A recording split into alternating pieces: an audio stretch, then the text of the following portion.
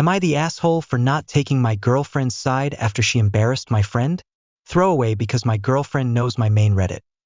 My girlfriend, 19F, Fiona, and I, 21M, have been together for around a month now, and yesterday I brought her to a Christmas party with all of my friends to introduce her to them.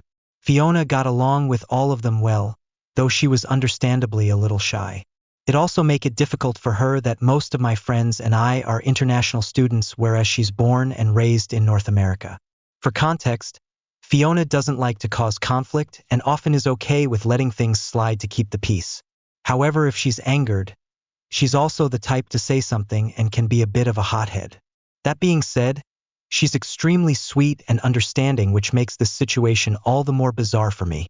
Fiona was quiet most of the party, occasionally piping in the conversation and letting it take its course around her.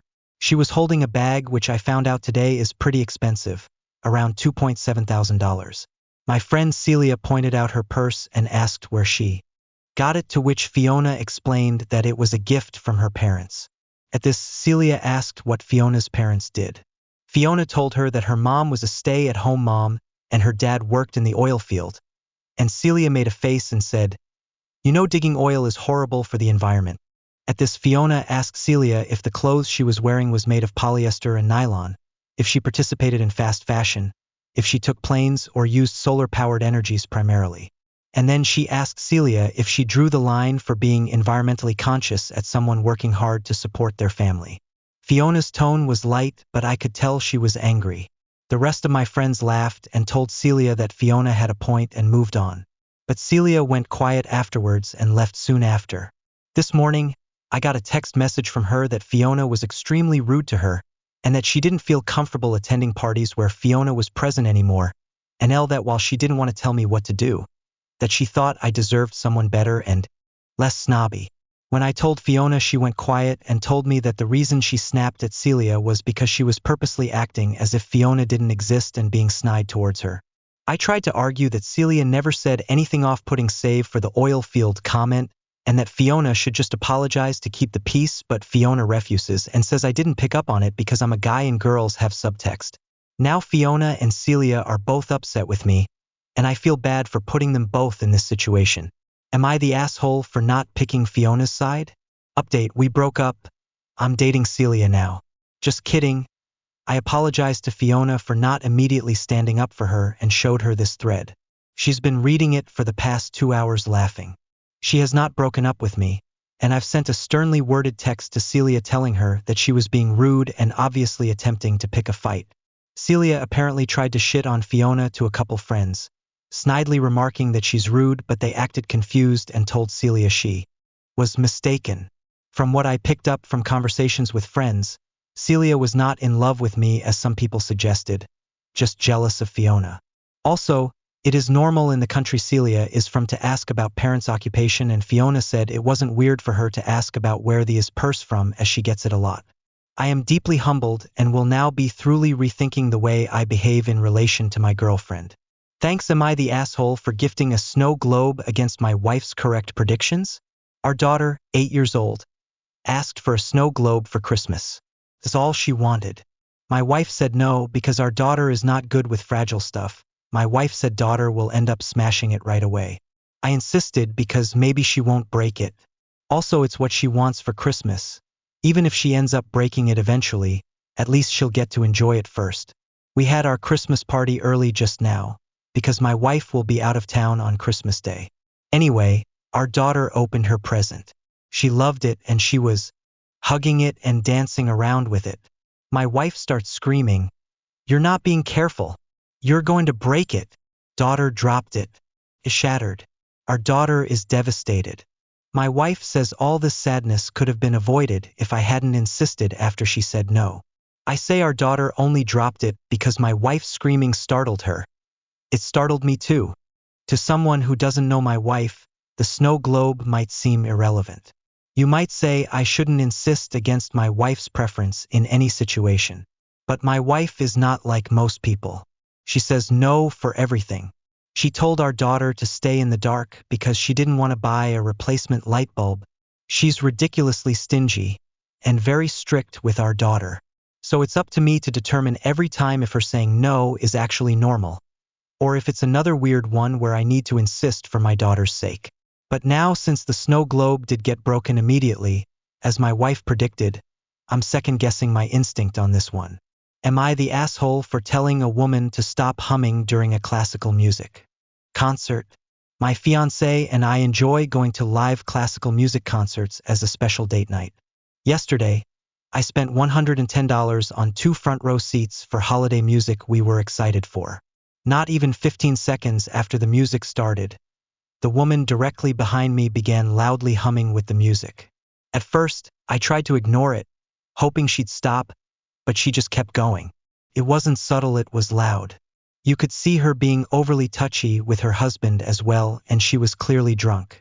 The husband at one point said something around the lines of her needing to stop as it's not polite, but the wife laughed it off. But I was becoming incredibly mad at this point. I'm not a confrontational guy.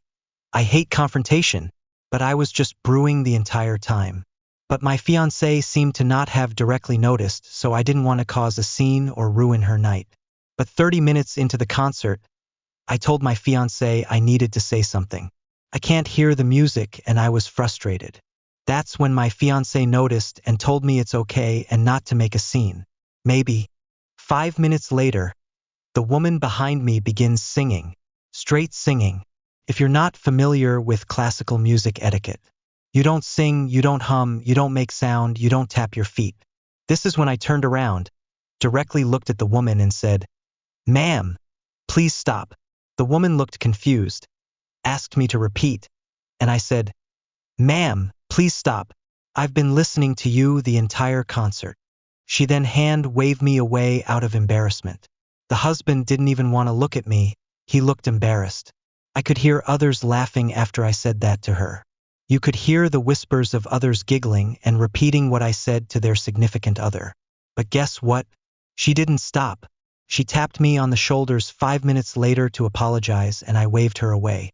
I didn't want to accept any apology. I was frustrated, and I didn't want to acknowledge her.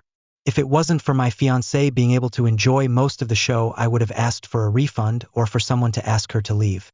But I do feel bad because my fiancé, now more tuned to the sound, she became frustrated with the humming. The woman was directly next to my ear, but my fiancé, though next to me, was just a bit further and at an angle that made it as to why she didn't notice at first. But she then said something to the woman, asking her to be quiet. And again, no change. Honestly, when the concert ended at the hour mark, I didn't want to look at that woman. I didn't want to do anything but leave. I paid $110 to listen to a woman hum in my ear for an hour. It was a lesson in patience, but not in a good way.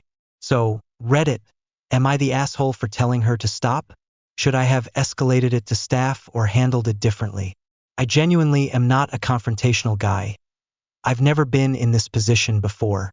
It makes me incredibly uncomfortable, so for me to have said anything is very out of character. Am I the asshole? I refused to visit his family on Christmas. I, 27F, am yet another year responsible for all the planning and gifting during Christmas. My fiancé's family thinks that we treat visits to my family as more important, which is not true. We visit them much more often, that's true, but that's because they invite us to events in big advance. That's something that my fiancé's family never does. They just assume we will show up on our own. We've explained many times that we won't because we already don't have much of free time, so if they want to see us, they just have to invite us and we can plan it then.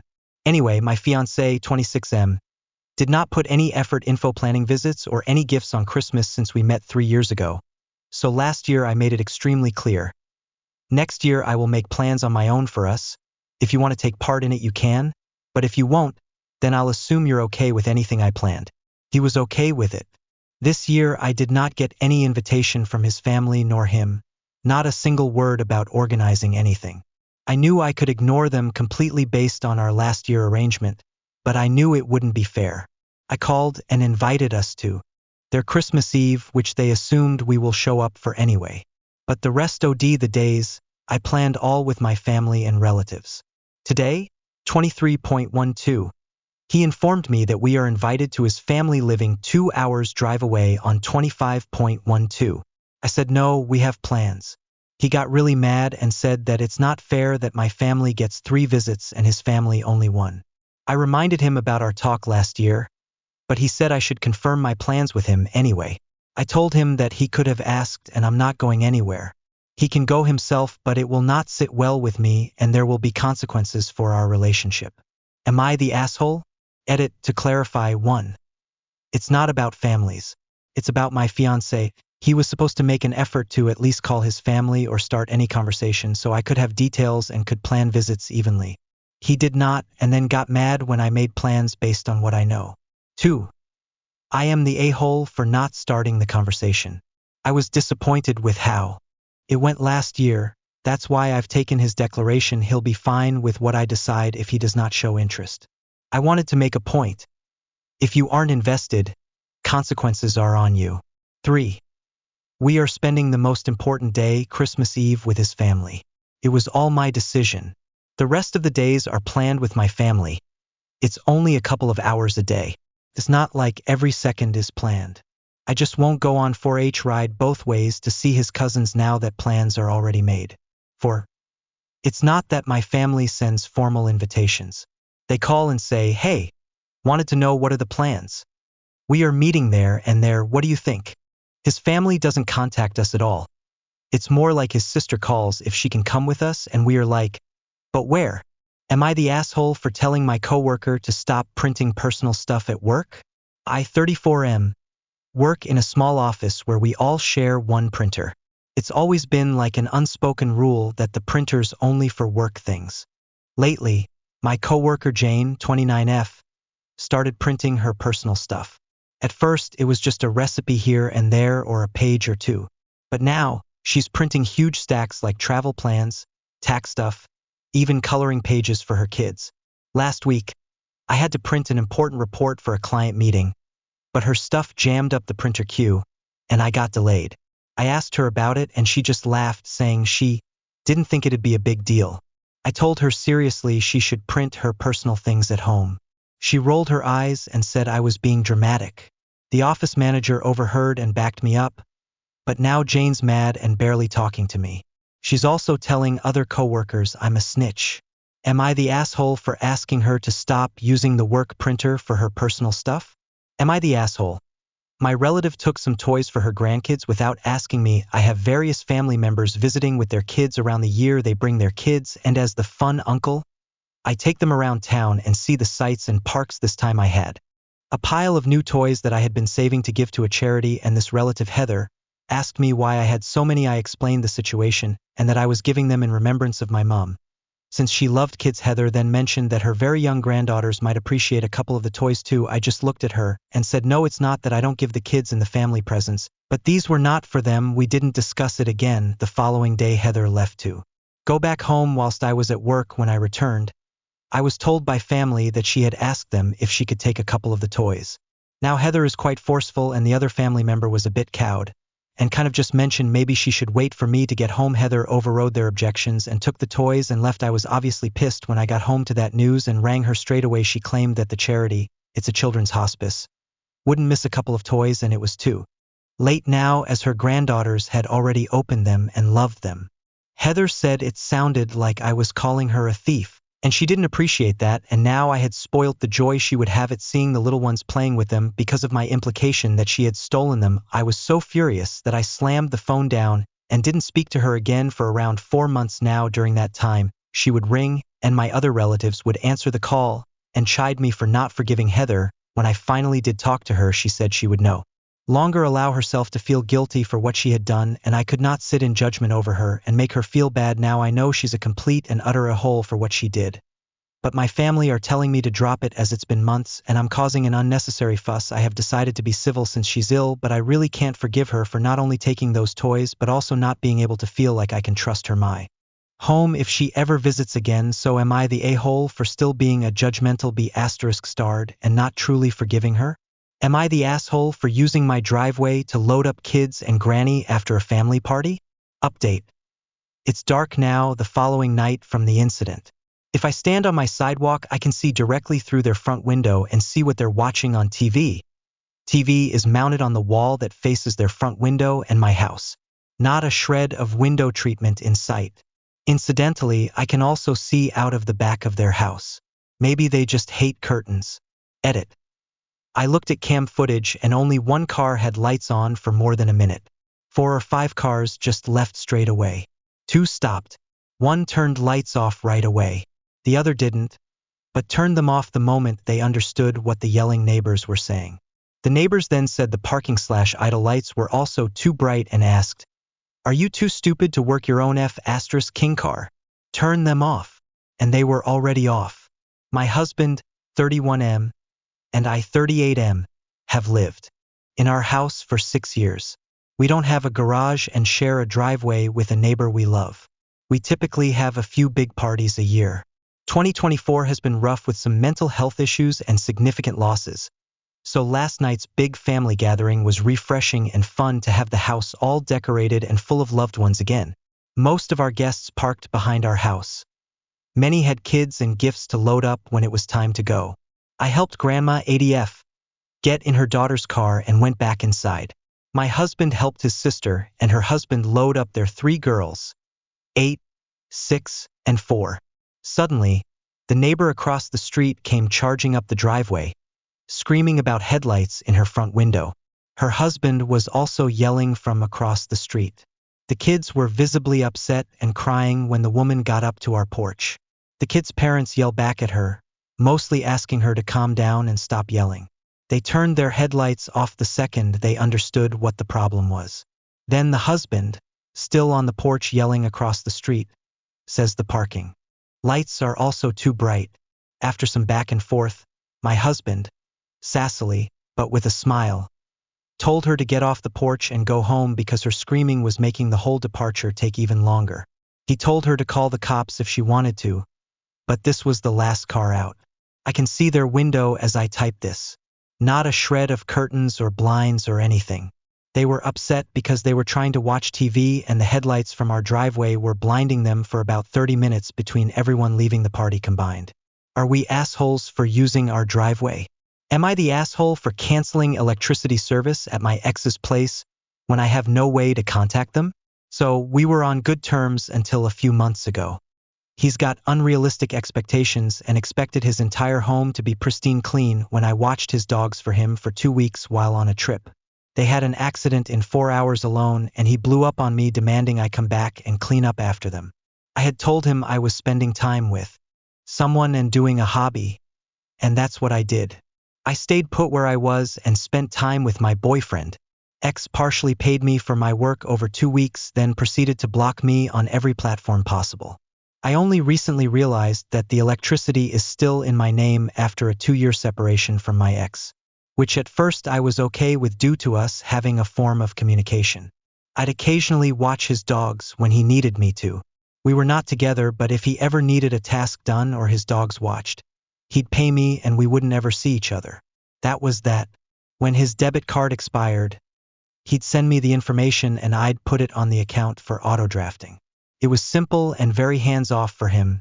The reason it's in my name is because he owes the only electric company that services that area at least $3,000 and they wouldn't allow him to get service until he paid that, due to their own error BTW.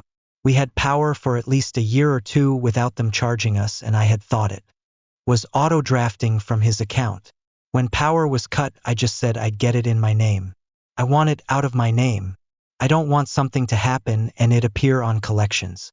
I don't have a form of communication with my ex anymore. I no longer have his phone number, he doesn't do social media except Instagram, and he had me blocked there. I did realize I still have his parents' numbers saved in my phone though, but I don't really care to involve them. So, am I the asshole here? Am I the asshole for researching stuff when my wife corrects me or tells me something I didn't know? My wife and I have been married for 6 years now, and she keeps getting pissed at me for Googling or researching things when I find I might be incorrect or am incorrect about something, or when I'm curious about a statement my wife has said. I know it's probably not the best practice, but I have explained to her I don't do it to try and prove who's wrong or right, just trying to improve my knowledge base and learn about something. I even tell her I know and believe her, but want to know more or why I was wrong. She just views it as not trusting what she says. Am I the asshole for telling my BL to worry about his own wife? I, 31M, Have been married to my wife, 28F, for 10 years. We have 4 great kids together, and while we do have our squabbles here and there, we have a solid relationship. So a couple weeks ago, my stepsister and her new husband come to our town and ask us to go out with them. My wife and I get a sitter for the kids, and we meet them at a bar. Both my wife and I drank 2 beers over the course of the 4 hours we were there. But my stepsister, and especially her husband, got wasted. At around beer 10 for my brother-in-law, somehow talk of our weddings/engagements came up. I was mostly talking to my brother-in-law, so I'm 99% sure this came from my wife and my stepsister, which was fine. Whatever. I honestly didn't think anything of it until my brother-in-law told my stepsister to show us her ring. We've seen it before this BTW. We were both in the wedding. I'm also going to slide in here that my brother-in-law's parents are rich. I don't know about his finances, but I do know they have money, and he works for their business. Moving on. Then he asks my wife what hers looks like because he's never seen it. True, they hadn't met when I married my wife, and my wife says, I'm not wearing it. Was this a surprise to me? No, I can't tell you the last time I saw her wear her rings. She's a housewife, and I'm not knocking that at all. But she just doesn't wear them 24/7 at home, and as a result of that, she doesn't stop and think, hey, I'm going to Walmart, let me go grab my rings.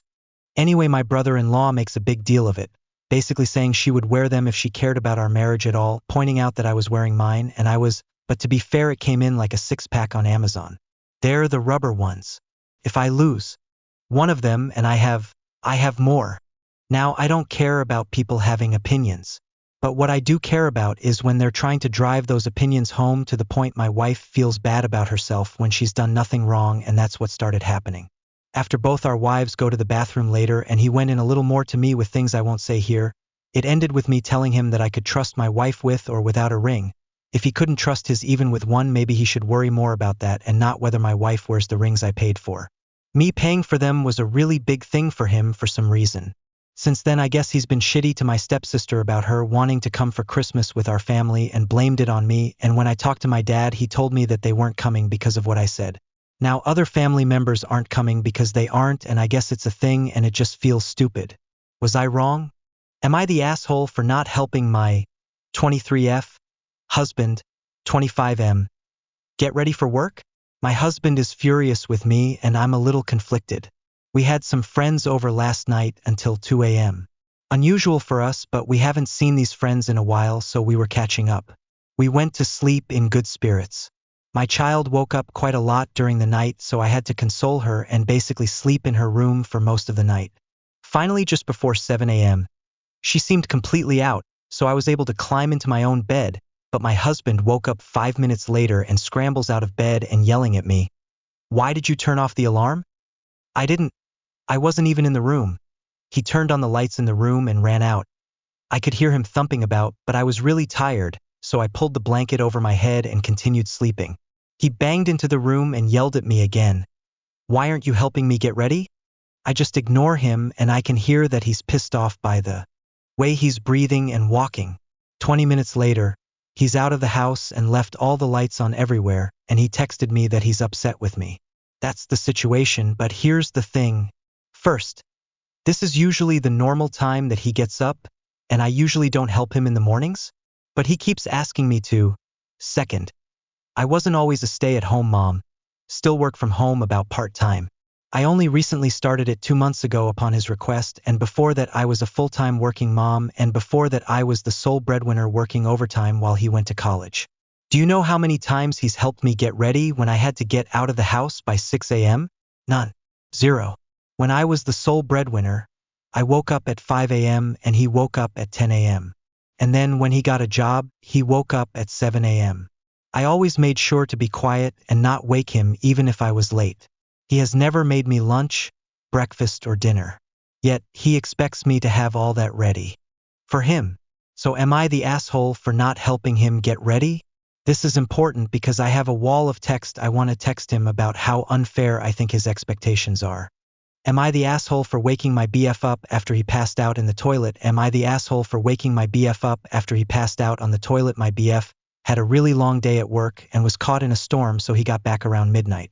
Since he was wet from the storm, I insisted that he take a shower. About 30 minutes go by and he hasn't taken a shower, and I hear loud snoring coming from the bathroom. I check on him, and I find him passed out on the toilet. A bit of background: he had a drinking problem that he's currently working on. He has made me a promise that he would stop passing out on chairs/floor/the toilet. So when I saw him there, I was pissed. When he's passed out like that, I don't get any sleep. I'm a very light sleeper, and with his snoring and other vocalizations, it's very hard for me to sleep. And when he does wake up eventually, takes a shower, etc., it'll wake me up if I do manage to sleep, which means I get another night of very disturbed rest. I tried waking him up gently at first, but that didn't work at all. So I admit I was quite harsh in getting him to wake up, yelling, shaking, etc. The night before, neither of us had gotten a good night's sleep. We were both awake from about 4 a.m., so we're both super tired and cranky. He's super pissed. I woke him up. I get him to leave my room so I can sleep. We're having a tough time and sleeping in separate rooms. I can hear him muttering to himself in the other room, calling me names. He comes back to my room and turns all the lights on as I'm trying to rest and confronts me. I calmly tell him that if he wants a polite, reasonable discussion, we can do that, but if he's not ready for that right now, we can sleep first and talk in the morning. He insists on talking now. He asks me why I did what I did. I start to explain, and he cuts me off by yelling at me that I was being dick and an asshole, that I'm being super rude and obnoxious. I try to explain, and he cuts me off repeatedly by calling me names.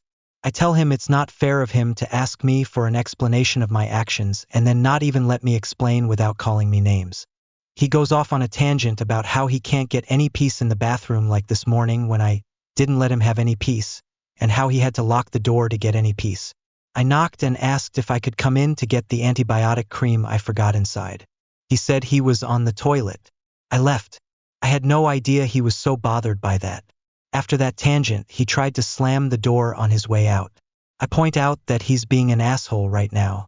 I say that if he's not capable of a calm discussion, then we can talk in the morning. He tells me he never wanted to discuss anything and he fell on the light switch, that if I try to talk to him today or even tomorrow, he'll run away. Then he calls me more names.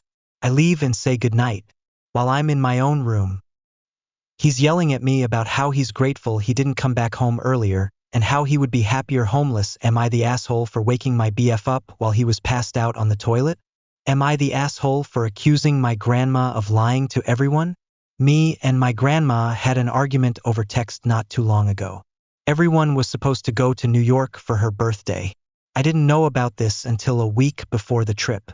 Turns out my grandma had lied to everyone and said that my mom said no to me going, which was completely a lie, as my mom didn't know about this trip either. The only reason I knew was because of my sister, let's call her Tiana. So Tiana had texted me asking me why I wasn't going to the trip. I was obviously confused as I didn't hear about a trip. So Tiana had explained to me about the trip. So I texted my grandma asking her why she said I couldn't go. By this point I was crying, asking my dad if he could call because I was heartbroken. In the heat of the moment I had texted my grandma asking her why she would lie like that.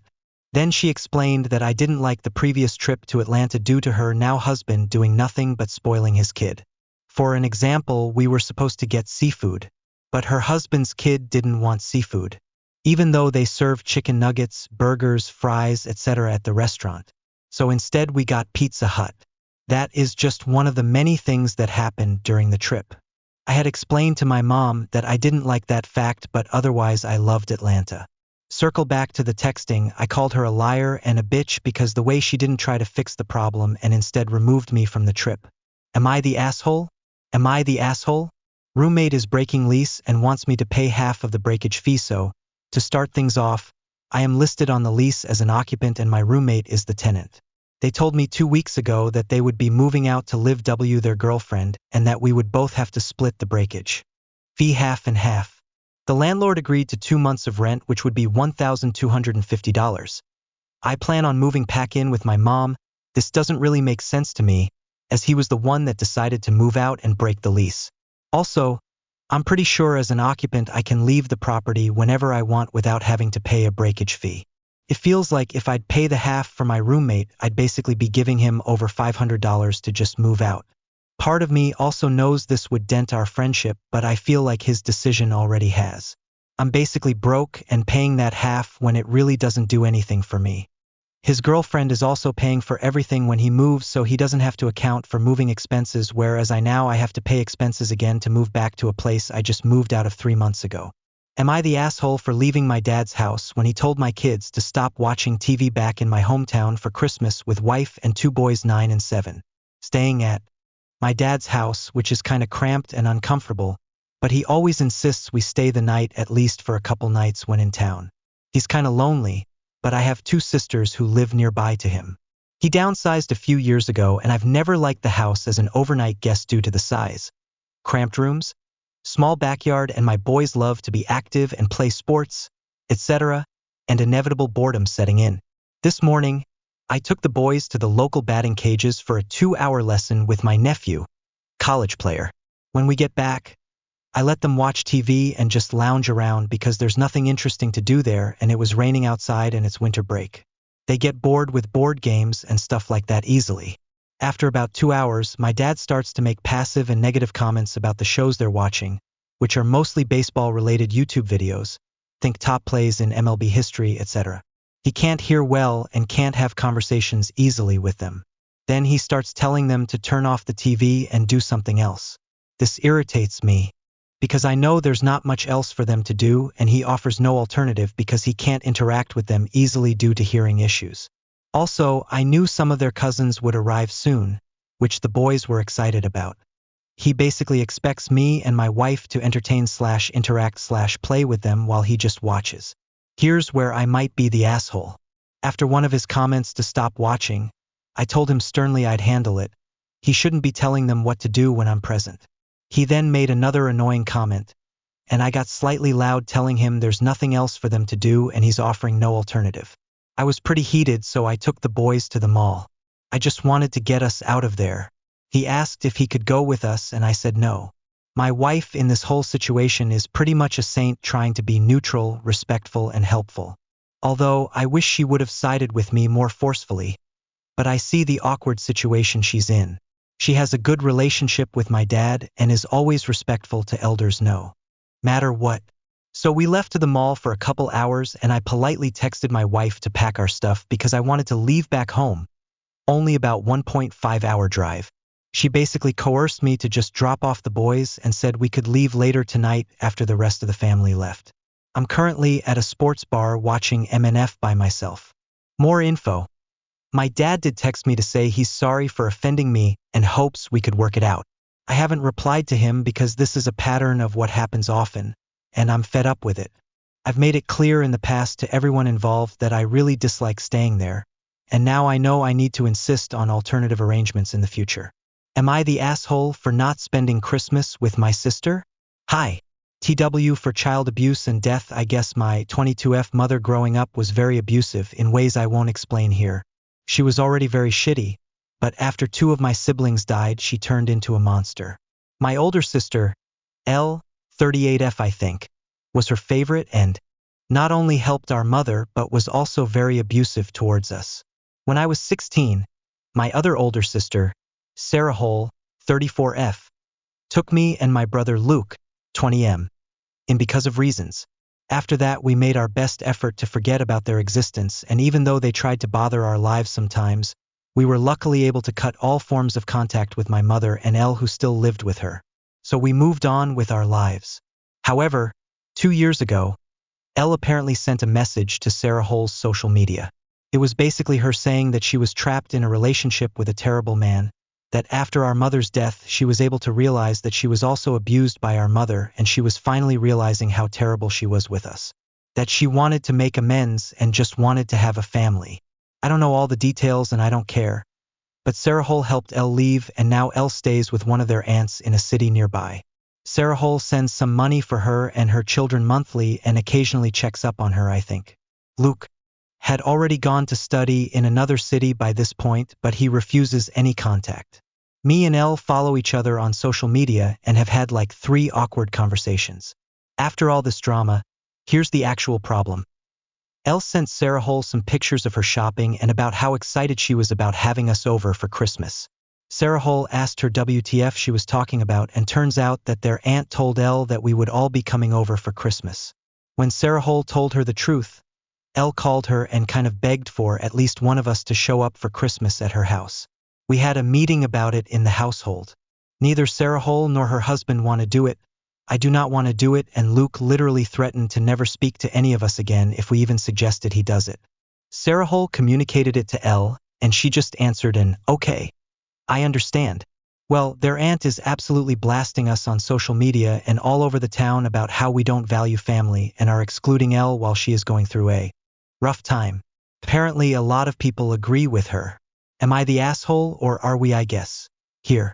Am I the asshole for not buying my mother's Christmas gifts? I, F18, adore my father, M52. But he has a long-standing habit of not caring about Christmas or birthday gifts. Every year, he's surprised by what my brother and I get, which is typical of most fathers, as my mom handles the shopping despite trying to involve him. When shopping for her, he tries, but his choices are often off, like gold instead of silver, or chunky jewelry instead of dainty. She's particular about her jewelry, so it's tricky sometimes. This year, he asked me to pick out her gifts since I know her taste a bit better. I suggested figurines she'd chosen herself, as she prefers thoughtful trinkets over jewelry, even if it's not as surprising. And that's specifically what she wants this Christmas. My dad agreed but insisted on visiting the mall for jewelry anyway. At the mall, he kept trying to buy her gold, chunky pieces she wouldn't like, ignoring my advice. We passed a Pandora store with a bracelet she wanted, but he refused to wait in a short line and dragged me out. Later, he asked me to buy the figurines using his card but repeatedly forgot to give me his information, despite my asking 4 times. On the 22nd, I reminded him, and he yelled at me for not buying them sooner. I finally got his card and ordered the figurines, but they'll arrive late. He stormed off to the mall to find a last-minute gift. I feel this isn't my fault since he relied on me, a teenager when he is a grown man who has known his wife for 30 years, didn't provide his own card, and then blamed me. I didn't want to spend $200 upfront, especially since I already had gifts for both parents and am limited by my own source of money as I do not have a job yet. Am I wrong here? Am I the asshole if I ask my auntie why she doesn't want my mum coming for Christmas? This might be long, but it does require some backstory. I'm 24 F. My parents have been divorced since I was 5 but still maintain a good friendship, and they have done for as long as I can remember. This obviously made Christmases very different for me growing up, and I would alternate each year which side of the family I spent Christmas Day with. As I got older, I just started to go with the flow and would often spend Christmas morning with my mom and the afternoon with my dad, or vice versa. Last Christmas, I spent the morning with my mom, and the plan was for me to go to my auntie's on my dad's side after I'd had Christmas dinner. I was texting my auntie once I'd finished eating to let her know I'd be up soon, and she asked what my mum was doing with the rest of the day. I said nothing. She'd be on her own. We don't have the best relationship with my grandparents on her side. They were there Christmas morning but disappeared off home after an hour. When my auntie heard this, she told me to bring my mum with me for a drink. I asked her to double-check with my dad first how he'd feel, and Dad said go for it. So I did. It was a good evening. She sat with her XMIL as they get on well, and only stayed for 2 hours at most.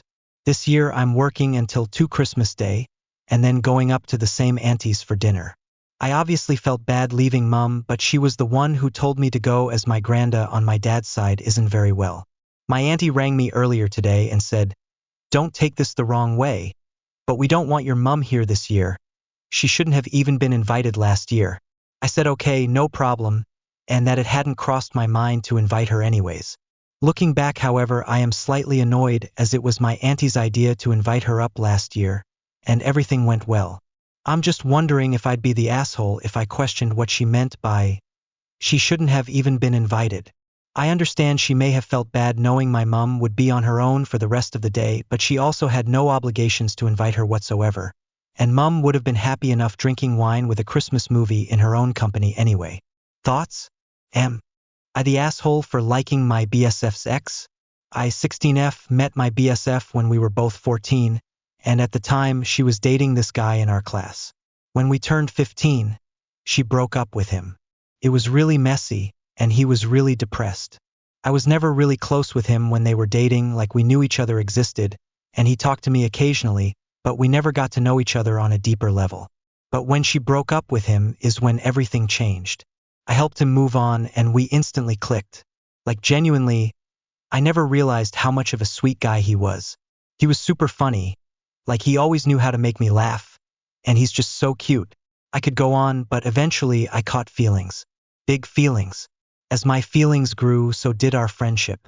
Now, I really want to tell him how I feel, like I've been feeling like this for over 10 months now, and I think I'm actually in love. I decided to talk to my BSF about it first, however, and she got mad at me, and now she won't speak to me. Am I the asshole? Am I the asshole for offering an Adderall pill to my overly nosy coworker? I, 26F, work full-time as a GED teacher in a medium security men's prison. I, unfortunately, have to share a desk with this older boomer lady, call her Kay, who seems to be having a hard time minding her own work. She'll literally just sit there and watch me while I'm working on my computer.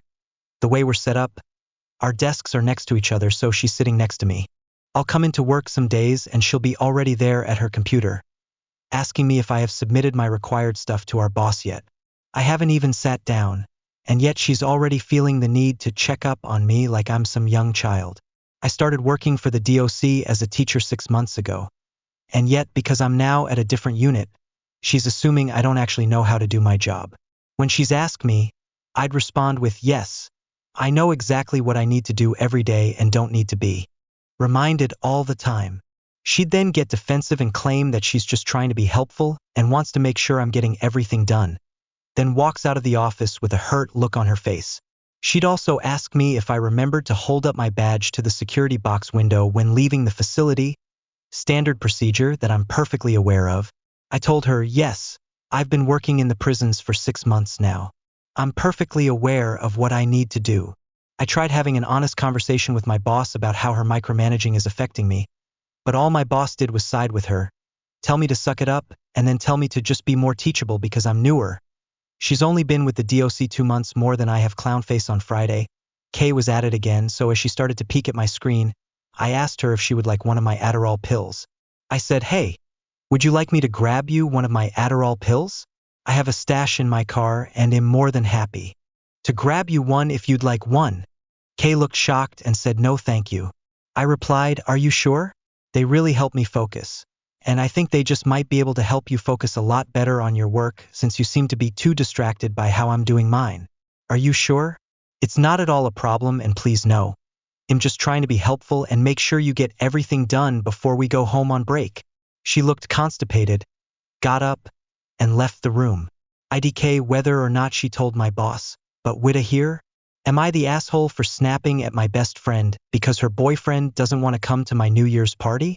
My best friend and I, both 26F, have been friends on and off since we were 12. We've both been with our boyfriends for 3 years, but our relationships are very different. My partner works shifts and we live separately, so we don't spend much time together.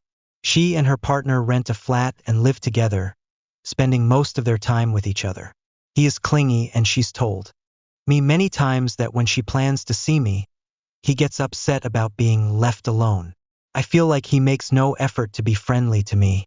At parties I've hosted, they sit in a corner, not socializing, which other guests notice. Before him, my friend would come to all my events and we'd have a blast. Now, when we meet, it's serious chats, no fun. She's a teacher and takes her job seriously, so I wondered if that's why she's changed. We barely see each other, one dinner every 2 months or so. She never invites me over. Once, when she did, her boyfriend made a fuss and wouldn't let me come because the flat was a mess, even though he wouldn't clean up. At my birthday, he didn't want to go to the bar, got annoyed at her, and made her leave early. I'm hosting a small New Year's gathering and invited her. She said yes, but at dinner today, she told me they're not coming because her boyfriend doesn't want to pay for a taxi or drive. I was angry. Why is she so okay bailing on me? I told her he's making her a hermit. She denied it, defending him, saying she mirrors him and feels bad leaving him. I told her I don't care that he's antisocial. Why should that change how she acts? I said I was upset and disappointed. She had excuses for everything I said. Am I the asshole for not buying my SAL a Christmas present because I bought her daughter more things instead? I am a 31F and my SIL is 36F. We will call her Ashley. For the last year or two, Ashley has not prioritized my niece 7F. We will call her Stephanie. In the slightest.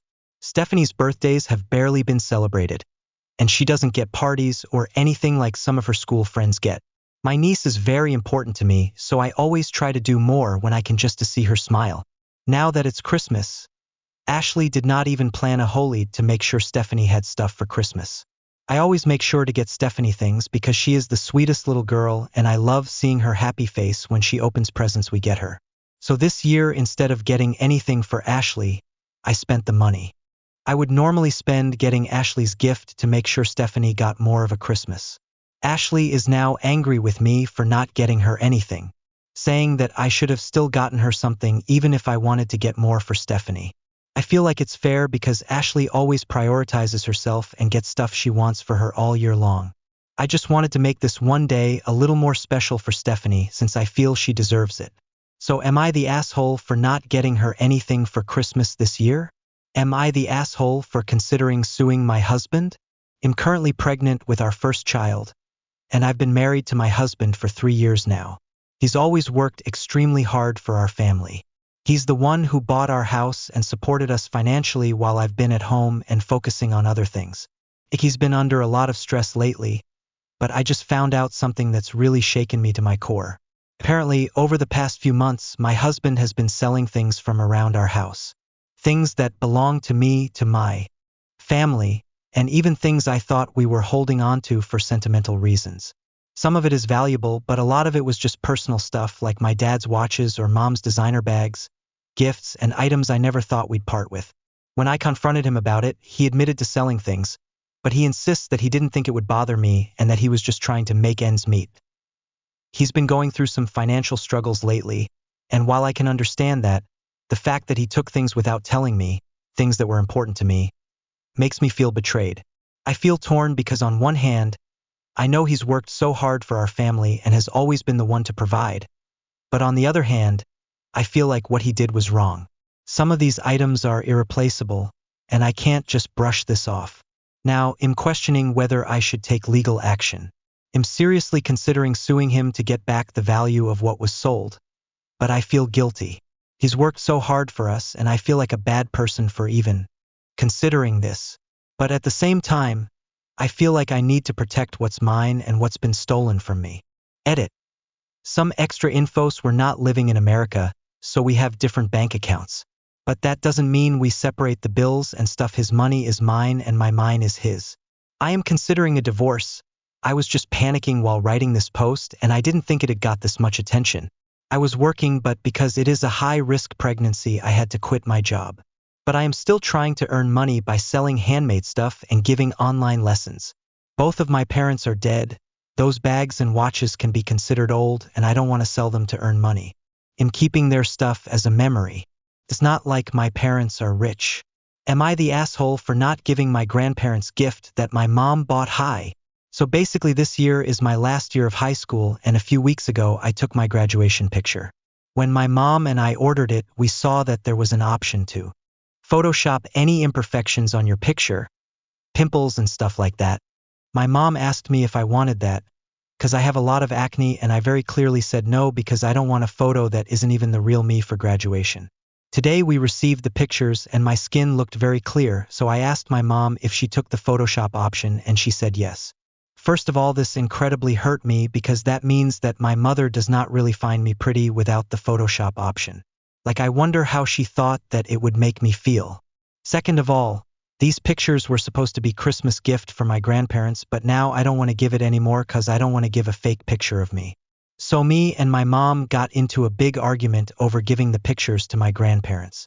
I do feel bad because the pictures were expensive, but I told her I did not want the Photoshop option very clearly, and she still did it.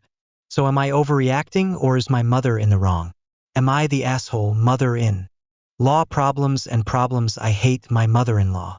I start by saying this sentence because that's what I feel when I think about this person in question. My husband and I went through a difficult phase, and my mother-in-law took the opportunity to try to get my husband to leave me. She spoke badly about me, bad things about my family. I note that we have a 3-year-old daughter. However, in addition to that, she is a super irresponsible person. She was losing the house where she lives. My husband had to buy the house, so she wouldn't be left on the street. Inheritance problems. Her rent is €350. She receives €1,181, and my husband still contributes €150 to help with the rent. Because she is helpless, she had debts of €3,000 on the condominium. My husband gives her money to buy things she needs. However, about 1 week ago, her salary was garnished for €400 because she took out a loan 20 years ago, which she never paid. And guess what? It was talked to my husband. For what? Help solve. We have another daughter on the way, lots of expenses, of course. And we still have to put up with this person's shit. I freaked out with my husband, and I no longer know what to do. Am I being stupid? Am I the asshole for lying to my girlfriend? Me and my girlfriend have been together just about 2 years now. A little over 5 months into the relationship, I slipped up and kissed a coworker at work. Sitting with the guilt of the act, I told my girlfriend everything the next day, and we worked it all out, and we were going to try and make it work. Well, her thing was that anytime I see her throughout the day or anytime in general, I have to tell my girlfriend I saw this coworker. I have to tell her if we made eye contact, if we spoke, and if so, what was talked about, and so forth. About a year and a half later, I do not tell my girlfriend every time I see this coworker. I would not cheat on my girlfriend again, as I could not do that to her again or live with the guilt of cheating on her. But it's a hard thing to tell her every time I see her. If I work with her constantly, it's only bringing the feeling and emotions of the cheating situation back up for me, so I just don't tell her every time. Am I the asshole? Am I the asshole for leaving my 29M girlfriend, 36F? At the party when we get there, I feel a little weird because I don't know a single person other than her friend who, like everyone else there, are in their mid-40s, late 30s. So I'm definitely the youngest one there, and my girlfriend immediately has to finish working on a photo prop for pictures, and I just kind of hang out and chat, attempting to fit the vibe. She ends up bringing her project there, and everyone's cool. The smoking starts, and the first thing she does is skip me in the rotation, so I'm like, WTF? She says she doesn't know if I smoke from other people, and I have before, so I'm kind of confused by this. This same guy that offered clearly can't keep his eyes off her and is flirting, but I ignore it to keep things jovial. Women were eyeing me all night too. The relevance will come up later. After she finishes, we leave the room and I help her set up snack platters, and then we pretty much separate for a bit, and I go back to the room because there's nothing else to do at this party. No activities, just music. My girlfriend friend comes in the room and introduces me, offers me a drink, and I realized my girlfriend didn't introduce me to any of her friends. I meet up back with my girl in the kitchen as she just finished making a to-go plate for later. Her friend calls her out to start twerking, and she turns it down, and her friend seemed surprised, so I told her if that's what you normally do, it's fine, don't have to pretend that's not the case because I'm there with you this time. She dances when we go out, even if I don't feel like it, and there's never been any issues. So now I'm thrown back about how she normally acts at these house parties. She starts talking to a friend, so I go in the living room as there is no space in the smoke rooms, and kitchen has no seating either, an idle standing space. There's just 2 other women in there in their phones, so I just end up sitting there for like 40 minutes. She wasn't talking with me, and no one was really engaging, and there was nothing to do. It was already 2:30 a.m. I got bored and left and went home without saying anything. She realized it later. She's saying it's because of jealousy that she's getting attention, and I said it's definitely not because I was getting attention too. She texts me later saying how a man made her feel safe about getting to her car and getting home ECT, and that I'm not a real man. Keep in mind, I always look after her and drive us home when out drinking ECT, and first off, she has never given AF. I've repeatedly told her about how often she drives super drunk from partying or just in general because she's a day drinker, and that has never concerned her. She is super reckless, and now you care about your safety when I leave. I told her I don't see the point of sitting on a couch with strangers drinking and smoking like we're 16 till 3 a.m. surrounded by people we don't know that only want to ruin our relationship and not add anything to it. This is the first time I ever did this, but I was drunk and walked home. Am I the asshole for leaving? Am I the asshole for not expressing my discomfort when my partner's ex ended up being our server at dinner? Last night, after our Christmas gift exchange, my partner suggested we go to a popular restaurant near my house. They had previously mentioned that their ex worked there, but I trusted their judgment and didn't think much of it. Once we entered the restaurant, I noticed a shift in my partner's energy. Before arriving, we'd been affectionate and joking around, but as soon as we walked in, they became quieter and avoided making eye contact with me.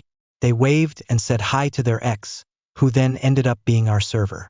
During the interactions with their ex, my partner didn't introduce me, and I felt boxed out as their ex stood close to me, facing only my partner and giving compliments and kindness.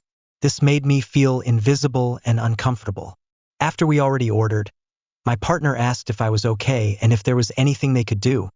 I said I was uncomfortable but didn't push to leave because I thought it might make things more awkward. I waited for just a simple introduction, but it didn't happen. Later in the meal, their ex asked if we wanted separate checks, which reinforced my feeling that the situation didn't look like a date. After dinner, I explained how I felt, and my partner got upset. They said I should have been open earlier and not expected them to read my mind. I told them that their shift in energy and lack of an introduction made me feel sidelined. They explained they were caught off guard by seeing their ex and don't think about them ever, so they were not expecting this and didn't want to make the situation uncomfortable for their ex by introducing me because my partner broke up with them. However, this made me feel hidden and as though my feelings were less important than their ex's comfort. My partner felt I was ignoring their discomfort and did not offer them the benefit of the doubt. I felt like my hurt was being sidelined in the conversation and that it was unfair for me to be the one to express discomfort and I shouldn't have been brought into that situation. We ended the conversation with them saying they needed time to process. Am I the asshole for not expressing my needs earlier and letting the situation linger until after dinner? Am I the asshole for not letting a woman in front of me in the self-checkout? My mom sent me to the grocery store 3 times today. I was just picking up 2 packs of beans on the last visit and was in a rush to get home since it was 7 p.m. While I was waiting for a self-checkout to open up, someone who I guess was the woman's ride came in to check up on her, and then I guess she was in a bit of a rush because she came up behind me and tried to squeeze in front of me while saying, "Excuse me." I just ignored her and continued waiting, but then she asked me if she could cut in front of me and she told me she had to pick up her son from a soccer game. I thought it would be reasonable to say no, and I explained I only had 2 items and that it wouldn't take that long for her to wait since there was 7 checkouts, but then she started calling me a heartless bitch and that I don't have the Christmas spirit and how I want her son to suffer in the cold and how people these days have no compassion. She also started talking about her labor and contractions when she gave birth, which how that has any relation to me.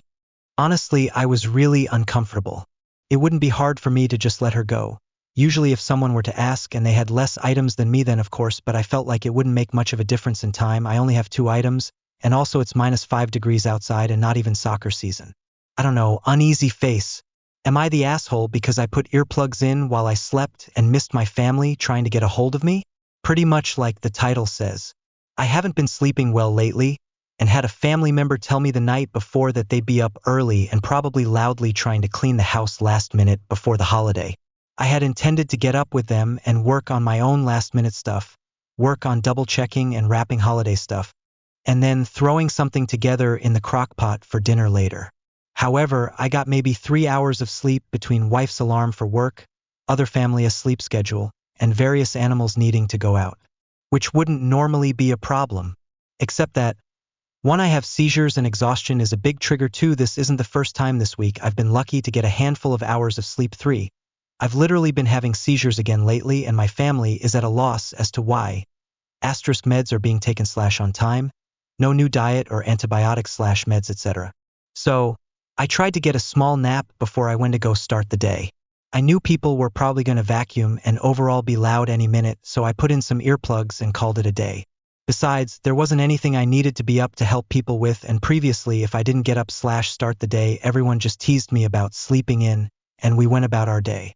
Except I woke up to someone pounding on the door screaming my name and only stopped when I screamed back. I tried to answer them like a normal human, but I guess they didn't hear me. I was awake and okay. I keep my phone on silent when I'm asleep, but apparently I had a dozen missed texts in the span of 5 minutes checking if I was alive and asking if they could vacuum. Now they're throwing and banging things outside the bedroom door, screaming at all the animals and sighing loudly, in the way that in cartoons means the character wants someone to ask them what's wrong. I feel like I'm in hell. I can't go back to sleep, And even though I'm wide awake and have so much I need to do before the holiday break starts, I feel like I'm trapped in the bedroom, and if I leave, I'm going to get screamed at again. Am I the asshole for handling everything the way I did? Am I the asshole for showing resentment towards my siblings because our mum fixed the house up after I moved out? I apologize for the lengthy post. There's a lot of context needed. I, 21F, have a complicated relationship with my family, especially my mum. We moved to our new house when I was 14/almost 15, and it's only now being properly done up. What I mean by that is, 1. Our main bathroom is finally being renovated. Previously, it was functional but no tiles, paint, etc. It had been completely stripped. 2. All the carpet in the house has been replaced. 3. The kitchen is having its final touches, painted, shelves installed, hinges being replaced, etc. My siblings also all switched rooms, which came with full makeovers. And they're taking the cleanliness of the house seriously. My brother actually cleans the bathroom on the top floor despite it being his chore since we moved in. For context, when I was living at home, I insisted on walking outside of my room with slippers because there was always some weird liquid or goop on the carpet from my sister playing, or cat piss in the hallways because my mum refused to get our cats spayed, and they didn't have their own food/water bowls until I moved out at 18. We had one litter box on the top floor, but the cats were having some behavioral issues and would fight when they saw each other, so one cat took over the top floor, and the other would just do his business downstairs in the back hallway. The house was dirty, and despite my mum constantly cleaning, she never actually addressed any of the core issues. But now she is. The house looks and smells 10x better, and my mum has implemented a ton of stuff to help keep the house clean. However, I'm feeling a lot of resentment because my siblings get a properly furnished/decorated, clean home, whereas I got a broken down one that smelt of cat and dog piss. And I'm aware that my siblings also grew up in the same broken down home as me, but they now get to reap the benefits of this new home. I am also the eldest and was responsible for a lot of the chores by default, while they would openly refuse to help out. The horrible state of the house was why I never moved back home after uni. A few days ago, I arrived home for Christmas and my mum was going through the rules for the house to keep it clean. I made a comment about if my brother actually does his chores now, and my mum says yes, of course he does. He's been a great help and he takes his cleanliness seriously. Something about this really pissed me off because my brother would literally mock me until I was crying because I would get upset that he would refuse to clean the bathroom or hoover. I think I shut off after that because my mum asked me what was wrong and I said, I don't know. I guess I feel weird because the house actually feels like a home now. We talked a bit about it, and later, I heard my mum crying in her room talking to her friend about what I said. Money was never an issue with renovations, BTW. Am I the asshole? Edit. 1. The issue isn't even necessarily about the renovations, it's about the fact that we were living in filth and I had to pick up the slack when it came to cooking, cleaning, pet care, etc. The renovations just so happened to also cause my family to want to keep the house clean now because of the nice new carpet or new bathroom tiles, etc. too. I don't resent my siblings, 20 and 18, for not doing their chores. They would deliberately go out of their way to create mess or refuse to do chores outright, and I would have to do them myself. I said this in a comment, but my brother would piss all over the bathroom we shared and would refuse to clean it. I went on a school trip for a week once, and when I got back, the bathroom floor was sticky with piss. When I asked him to clean it up, he said no. When I eventually did, because it also stank, he started recording me and mocking me. When my sister knocked over her juice, it wouldn't be cleaned until I cleaned it. I could leave it for days and it would still be there, despite mum being at home. The same with any other messes. When I was doing my A-levels, I would go into school early to study before exams. I told my siblings that I would need their help with dishes or other basic chores. I asked my sister to wash the dishes. I found them in the sink, marinating in food. When I asked her about it, she said she didn't realize that food on plates had to be scraped off before put in the water. I have a million other examples of things like this. This isn't an issue of me being annoyed at teens for being arsy about chores. They were creating biohazards and genuinely making our home even more disgusting. And neither of them have acknowledged or apologized for this. Am I the asshole? I, 28F, invited friends to our family Christmas, and my sister, 24F, is upset. Am I the asshole? Is it okay for me to allow friends to come to Christmas? I am one of 4 siblings.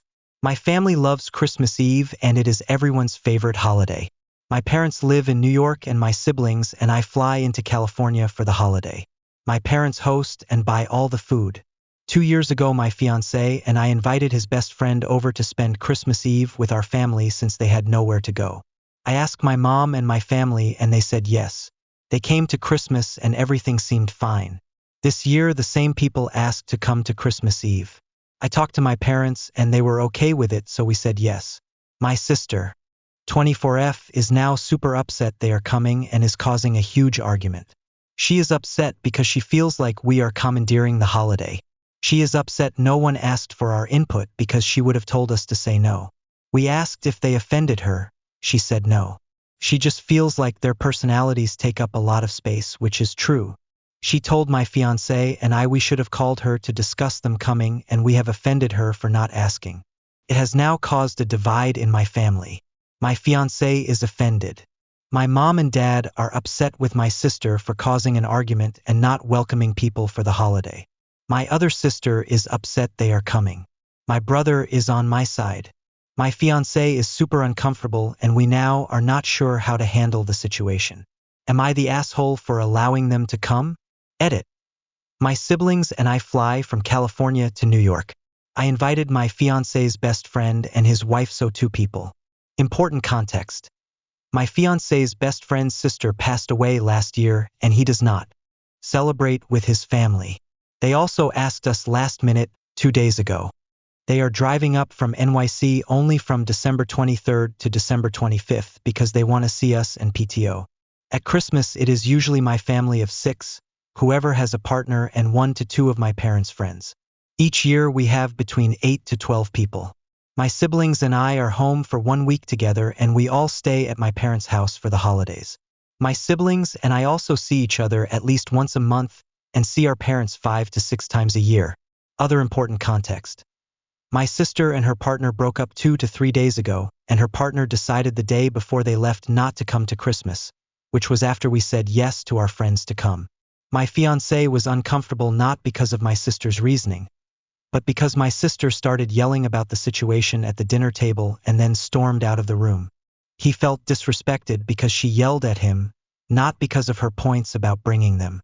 My fiancé's best friend and his wife are not complete strangers to my sister. She has stayed at their apartment with us in NYC and has asked to use their apartment when she visited NYC and they weren't home. Am I the asshole for not inviting my friend's boyfriend to my wedding because I don't like him? My friend Miley, 23, and I, 23, have a complicated relationship, mainly in the fact that I hate her boyfriend Link, 24. Link is, long story short, an ass who doesn't care about anyone but himself. He treats everyone horribly, is cruel and mean, and was disliked by the majority of people at our old college. Link and I had a massive falling out and I'd cut Link out of my life. Our group of friends also heavily dislikes Link and as a result, Miley doesn't bring him up at all. Link has shown up to events and occasional parties, and the 2 of us have mostly either remained civil to one another or engaged in small talk, which only reaffirmed my opinion on Link. Other than during the fight 5 to 6 years ago, I've never expressed any anger or dislike of him to Miley as I believe our friendship is fragile and she gets overly anxious and defensive of him. Her boyfriend is a sore subject in our friend group, and while we had voiced our doubts about him at the start of their relationship, because of how long they've been together, and wanting to not isolate Miley, we have simply just let them be. However, the sense of closeness we have with the rest of the boyfriends in comparison to Link is obvious. I don't think Link is abusive or purposefully isolating Miley from us. He simply does not care about the feelings of people that aren't him or Miley, and because Miley is happy with him, she refuses to see Link's personality, saying he is different around her. I got married to my fiancé, now husband, 2 days ago, and I'm writing this while my husband packs for our honeymoon. The reception was a barbecue with 30 people. When inviting guests, I invited my friends' BFS/fiancés as throughout the years we have become good friends. Obviously, Link wasn't invited. I debated on it, however in the end it is my wedding, and I didn't want him there. But at the wedding, Miley felt extremely left out. She was by herself while the rest of our main group of friends were with their partners. She got really drunk at the barbecue and came up to me crying about how horrible it felt having her boyfriend missing when everyone else's partner was there. I told her that I didn't mean to make her upset and that I only wanted to invite my closest friends. I thought maybe she was upset about the wedding, but then she asked me why I couldn't just put up with Link and understand that he made her happy. I told her I put up with him and be civil and kind him to the best of my ability and have never talked trash about him. She said she wished Link could be invited to places and liked, and how alone we made her feel because of our unspoken dislike of him. I tried to apologize and I really did feel horrible. At this point, I'm wondering if I made the wrong choice. Should I have just invited Link? I feel like she's let out years of pent-up feelings out and now I feel like an ass. Am I the asshole for not allowing my daughter to quit piano? Over the summer, my daughter Annie, 14, asked for piano lessons. My wife and I were surprised since Annie had never shown any interest in music. But Annie assured us that she was serious. Since she's a straight A student, we didn't doubt her. It's also important to note that my wife and I have a rule that our kids can participate in any reasonable extracurricular activity, but they have to stick with it for a year/season before they can quit. No questions asked if they do quit after the year/season, though. Edit. Just to make it crystal clear, we've never forced Annie and her older siblings into particular extracurriculars. We've always given them the freedom to choose which extracurriculars to participate in. Annie started lessons in right as the school year started. She practices for at least an hour every day, and her teacher has spoken positively to us about her dedication and rapid progress. Earlier this month, my wife and I went to the end-of-semester recital that Annie's teacher requires his students to perform in. We thought that she played beautifully, but during the car ride home, Annie told us that she wanted to quit piano. I asked why, and she said that she was embarrassed because she played the same piece as a 6-year-old and Emily played a well-known Chopin piece. Emily is Annie's former best friend. Since both girls are very competitive and were always at the top of the class, they went from friends to frenemies. As far as I know, they still hang out in larger group settings but not one-on-one. I reminded Annie of the no quitting before a year rule and suggested switching piano teachers if she wanted to avoid playing during the same recital as Emily. But Annie said that it didn't matter if she switched teachers because Emily already knew how bad she was at piano. Thankfully, my wife is 100% on my side here, but several family members who are with us for Christmas have said that I should let Annie quit piano. Am I the asshole because I don't want to spend Christmas with my family anymore? I, 19F, don't want to spend Christmas with my family anymore. The main reason why is my mother. In the days leading to Christmas Eve, she becomes absolutely insufferable. She yells at everyone, is always nervous, the smallest things sent into a fit of rage, and she blames everything on me and my dad. Every year she tells everyone how she has to do everything herself, how nobody helps her, etc., which is not true at all. My dad and I have no problem helping my mom. The problem is, even if she does let us help, she wants us to do everything exactly like she would have done it or it's wrong. For example, last year we were supposed to make the potato salad. She threw us out of the kitchen screaming at us that we are useless pieces of crap who can't do anything right because we didn't cut the potatoes the right way. We cut them on that kind of metal string thingy that makes them into small cubes. There is no way to get that wrong, well, unless you are my mother. Then during and after Christmas dinner she drinks wine, a lot of wine, maybe 5 bottles. And she is not a nice drunk. She then picks fights with either me, grandpa, or dad. Last year the fight got so bad she was throwing plates and tore a kitchen cabinet door off the hinges. When I suggested we do a alcohol-free Christmas, I got yelled at because she isn't an alcoholic and how dare I assume she has a drinking problem. I never suggested her having a problem. I only said it would be nice if they cut down on the wine this year. This and many other things are the reasons why I no longer feel any joy when Christmas is coming. I only feel fear and anxiety of what is going to go wrong this year? So am I the asshole for not wanting to spend the holidays with them? Am I the asshole? I didn't give my phone to a stranger trapped outside. I, 20F, was approached at 11:50 p.m. by an older male as I was walking to my car. I'm not just casually walking to my car. I'm carrying a gigantic heavy bag full of stuff. going home for the holidays, that's hitting the front of my legs as I walk. I'm pretty short, only 5 feet, carrying a ring light in one hand and my phone on FaceTime with my boyfriend in the other. Point being, anyone that looked at me could easily tell that I was super preoccupied and struggling as is. As I'm walking to my car, a guy is kind of standing behind my car going for a walk. Not abnormal since my neighborhood is pretty lit up at night and people do walk their animals late or just go for a stroll. But in order to avoid shimmying through the tight spot between my car and the car next to it and to avoid this guy behind my car, I go around to the front of my car and attempt to enter that way. The man suddenly calls out to me asking me for help. He starts walking towards me in the dark, so I back up and he quickly understands that I am uncomfortable. He puts his arms up and asks if he can borrow my phone since he went for a walk and forgot both his keys and his phone. My immediate response is, "I'm sorry, but no. I'm on the phone right now, I cannot hang up to give my phone to you." He doesn't budge. He essentially pleads with me saying that he tried banging on the door but she didn't wake up and that he lived in, insert random apartment number and building, and he just needed to borrow my phone to call his sleeping wife. I once again told him, "I'm sorry, but no. Cannot hang up the phone right now. You should try the main building and see if anyone can help you there. We have a main building that is open 24/7. He said no one was there, and he asked again if he could just borrow it quickly to call his wife, emphasizing that we were both adults and it's a reasonable request. This stands out to me only because I frequently get told I look young/underage. I told him a firm no once again and apologized. I waited until he walked away and put all my stuff in my car and drove away. So, am I the asshole? I feel bad only because he was pleading with me for so long and my immediate reaction was to give him my phone. But it just didn't sit right with me that he somehow forgot both his phone and keys before going on a walk super late at night. Am I the asshole? My dad has this sacrifice system, and I really am not sure if this is right. Hey all. Recently, I had gone to a family event that I wanted to go to with my mother only, as my father said he was uninterested the previous day. The night before, however, he said he wanted to follow along.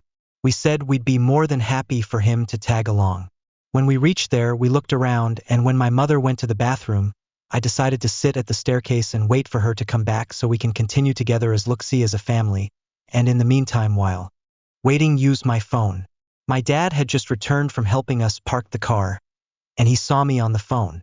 First thing he did was to start berating me for using the phone, and said, "I sacrificed my weekend to come out to your event, and you sit here and play your stupid phone? You are wasting my precious weekend by watching your gadget. Like WTF. He chose to come along, but then said I'm wasting his weekend by using the phone? Like it wasn't like I was walking around and stuck to the phone and ignored my parents. I really don't know. Am I the asshole for using my phone while waiting?" He also pulls this sacrifice precious weekend thing pretty often, even when I do things that doesn't appear inherently wrong. Edit. I definitely am at fault here, because I have over-exaggerated the situation here. He was angry, but not to this extent where he swore. I realize I must also understand that I know his work is very stressful as he holds an important role, so the stress is pent up over the weekend. I apologize in advance. I was angry in the moment. He is a very loving father, but he has moments where he is unfair like this. Am I the asshole for not sharing my groceries/food with my family? So as we all know, everything is so expensive, including groceries. It doesn't help that I live in an expensive state. I'm in college and I commute and I also work. I don't make a lot of money. My parents like to think we're not that poor, but we are. The fridge is empty right now and I'm not even joking. Just soy sauce, 2 jugs of milk and mayonnaise. My mom scolds and yells at my siblings when someone hides food when we have some, but can you blame them? Also, my sibling eat food just because it's there. Think about it this way, if my mom bought a box of cookies and there are 4 left, even if you're not hungry or don't want any, they feel obligated to eat it because they know that next siblings will eat them all. But if the pantry always have that box of cookies stocked, I know for a fact no one else would act like a savage and it will last. Have $20 and was thinking about getting pasta, cheap rotisserie chicken and sauce to make something to eat, but that means that I have to share. Yes, if you make something, you have to make some for everyone. I feel super guilty because I don't want to share with anyone else. I used to be fit and worked hard to gain weight and I lost it all because there's no food. I'm struggling in school because I can't concentrate. I want to go to store and make something cheap, and I literally don't want to share with anyone else at all. My mom said that we all have to look out for each other, but in my head it's survival of the fittest. Can you blame me? I don't qualify for food stamps if anyone wants to know. At work I eat in my car cause most of the time I either didn't bring anything or it's just white rice. My job had a holiday dinner when everyone had to bring in one food dish. I lied and said I forgot and told everyone that I brought lunch and just sat in my car till my break is over. I just want to graduate college and become a doctor, but that's not going to happen. I can't do this anymore. I'm literally failing and struggling. I don't want to share food with anyone else at all, and I hate that I feel this way. Am I the asshole? Would I be the asshole if I tell a band directly outside my house to relocate down the street or stop playing? A bagpipe band is playing outside my house in the high street at full volume. I am poor, so I only have one-ply window panes, so it is deafeningly loud. I was up at 3 a.m. and they woke me up now, at 9 a.m. They are going to play for hours, they always do. Every week when I'm off, they have been playing every morning, non-stop. And I'm not being funny, but these guys are terrible, let alone the bagpipes. It sounds like they're blackout drunk trying to play music. I have consulted the website for the council where I live, and it says I cannot file a complaint if the noise is only due to poor noise insulation, and they are playing for 3 hours or less. They have only been playing as of now for around 10 minutes, and I have the worst splitting headache I have had in the past week. Now if I ask them to either A. Fuck off, B. Play quieter, which can't be done on bagpipes, C. Relocate literally 30 meters around the corner, would I be the arsehole? Am I the asshole for ignoring bullying because the past I had with the victim? A boy in my class has been staring at me sometimes, and I didn't know what he was doing since he seems like a good kid. In a group of my female classmates, I found out that he looks at other girls a middle of their legs, which made me to be alert now. And I've also noticed that he only stare at me when I'm wearing the school uniform, which is a dress. One time I was getting out of my place for doing group projects, and he was next to me as I get out. The distance of my table to the table behind me is very short, and I had to lift my leg up to get out of there. I'm wearing a dress. I saw that he literally lowered his head and tried to look beneath my dress. And that's when I confirmed that he's a fucking pervert. I feel very fucking uncomfortable from that and tried to avoid him from that day. Some months ago, a girl finally revealed of his actions and the others are aware of his doings. I noticed that more people are talking to him and messing with him, which I think is bullying. He sits in front of me now, so our seats are really close, and I think I'll also be responsible for letting the bullying happen if things in the future gets even more extreme. This question has been troubling me for a long time, and I feel bad for him, but I also feel like he deserves it for making me and other girls uncomfortable, but also he's bullied. I feel guilty for this, although I've never done anything to him. Am I the asshole? I want to know, please. I feel like AITA, but also not. Am I the asshole for giving my mom a homemade Christmas gift? IF 17. Got into crocheting a few months ago. I also started a new job recently as a barista in a local coffee shop. Relevant for later. I've been practicing and making little stuffed animals for the kids in my family. I overheard my mom talking about how she wants a shawl, sweater that only goes over your shoulders, to wear at work because she gets cold easily and doesn't have any work-appropriate shawls. I decided to spend months trying to make my own pattern and find the perfect yarn to make her a shawl for Christmas. Due to my dad's work schedule, we did Christmas a little early this year. When my mom opened her gift, she was confused. When I asked if she liked it, she told me what else I had for her. I told her I chipped in with my dad for her big gift, but I heard her mention she needed a work-appropriate shawl to wear, so I decided to make you one. She then replied telling me that since I have a job now, I needed to get her an actual gift, and that I was too old to keep giving her homemade trashy gifts. Am I the asshole? Am I the asshole for not kicking my son out? I, 40F, have been with my Sojo 47M for almost 12 years. Our relationship has always been rocky. He's always been 1 foot out the door. I have 2 kids of my own, 17F, Susie, and 20M, Alex. Joe has one of his own, Molly, 21F. Molly is going to college and will be graduating this year with her bachelor's in psychology. She has been working between 10 to 20 hours a week while in school and during summer vacation. She hasn't ever worked 40 hours. Alex has been working 40 hours a week as a plumber's apprentice since he graduated high school. He also has 10 hours of book work he's required to do for his journeyman's license. Both kids are good, respectful kids. Alex still goes back and forth between his dad's house and ours. He comes home on Sunday afternoon, does some of his book work and goes to bed. Goes to work at 5:30 in the morning until about 4:30 in the afternoon. Most days not even eating or making himself supper when he gets out of work. He stays at our place until Wednesday when he goes to work. Doesn't even spend more than 36 hours total at our place. He buys all his own food, makes all his own meals, never has friends over, never stays out late, doesn't do any of the normal young adult things per his choice. No, he doesn't pay us rent but does pay his own phone and insurance and car payment. He doesn't purchase any big toys or anything. Molly comes to our place during vacations and the summer on Sunday through Wednesday. When she doesn't work, she sleeps until 2 in the afternoon. Doesn't buy her own food, doesn't cook for herself, doesn't pay rent. Both kids help out about the same amount around the house, which is minimal. Joe is currently at a motel because he is mad I won't make my son get his own place. Right now the cost of living is high and Alex gets paid nicely but definitely not enough to cover all expenses to live by himself. He does have a good chunk saved up. He's very responsible like that.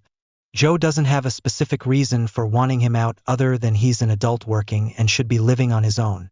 He doesn't see how unfair it is to expect my kid to move out but not his own. I don't even want or expect her to. His logic is his kid is in school and needs the help. I feel like he is penalizing my kid because he chose a different career path and not going to college and putting himself into a ton of debt with student loans. Meanwhile, Molly gets a free ride in school because of her Native American heritage. Which I'm happy for her, but she could be putting in hours to work and save up money since she doesn't have student loans. Neither kid spends a significant time home since they go from their other parents' home to ours. So I don't see the problem. I know our relationship is over, but I just want to know if IATA whole? Am I the asshole for not wanting to talk to my family after they abandoned me after both my parents died? Hi there. I'm just looking for advice on whether I'm the asshole or not. In the middle of 2021, I had to watch my dad take his last breath. After his funeral, my mom had mentally checked out and didn't want to be without my dad, and in August 2021, I had found her in her bed and she had passed away. I don't have contact with my dad's side of the family and I only had contact with my mom's side, but after my mom's funeral, none of my family checked in on me or even asked if I needed anything. So I decided that I wasn't going to beg for help and just got by myself and with my partner. This year, my brother from my mom's side decided to visit and throw a bombshell that he wants to scatter their ashes next year, which I'm not ready to do. After he left, he phoned me the next day and shouted at me that I need to get a counselor because I'm living in a shrine of my parents, which I'm not. I helped decorate the house, so I'm happy where everything is.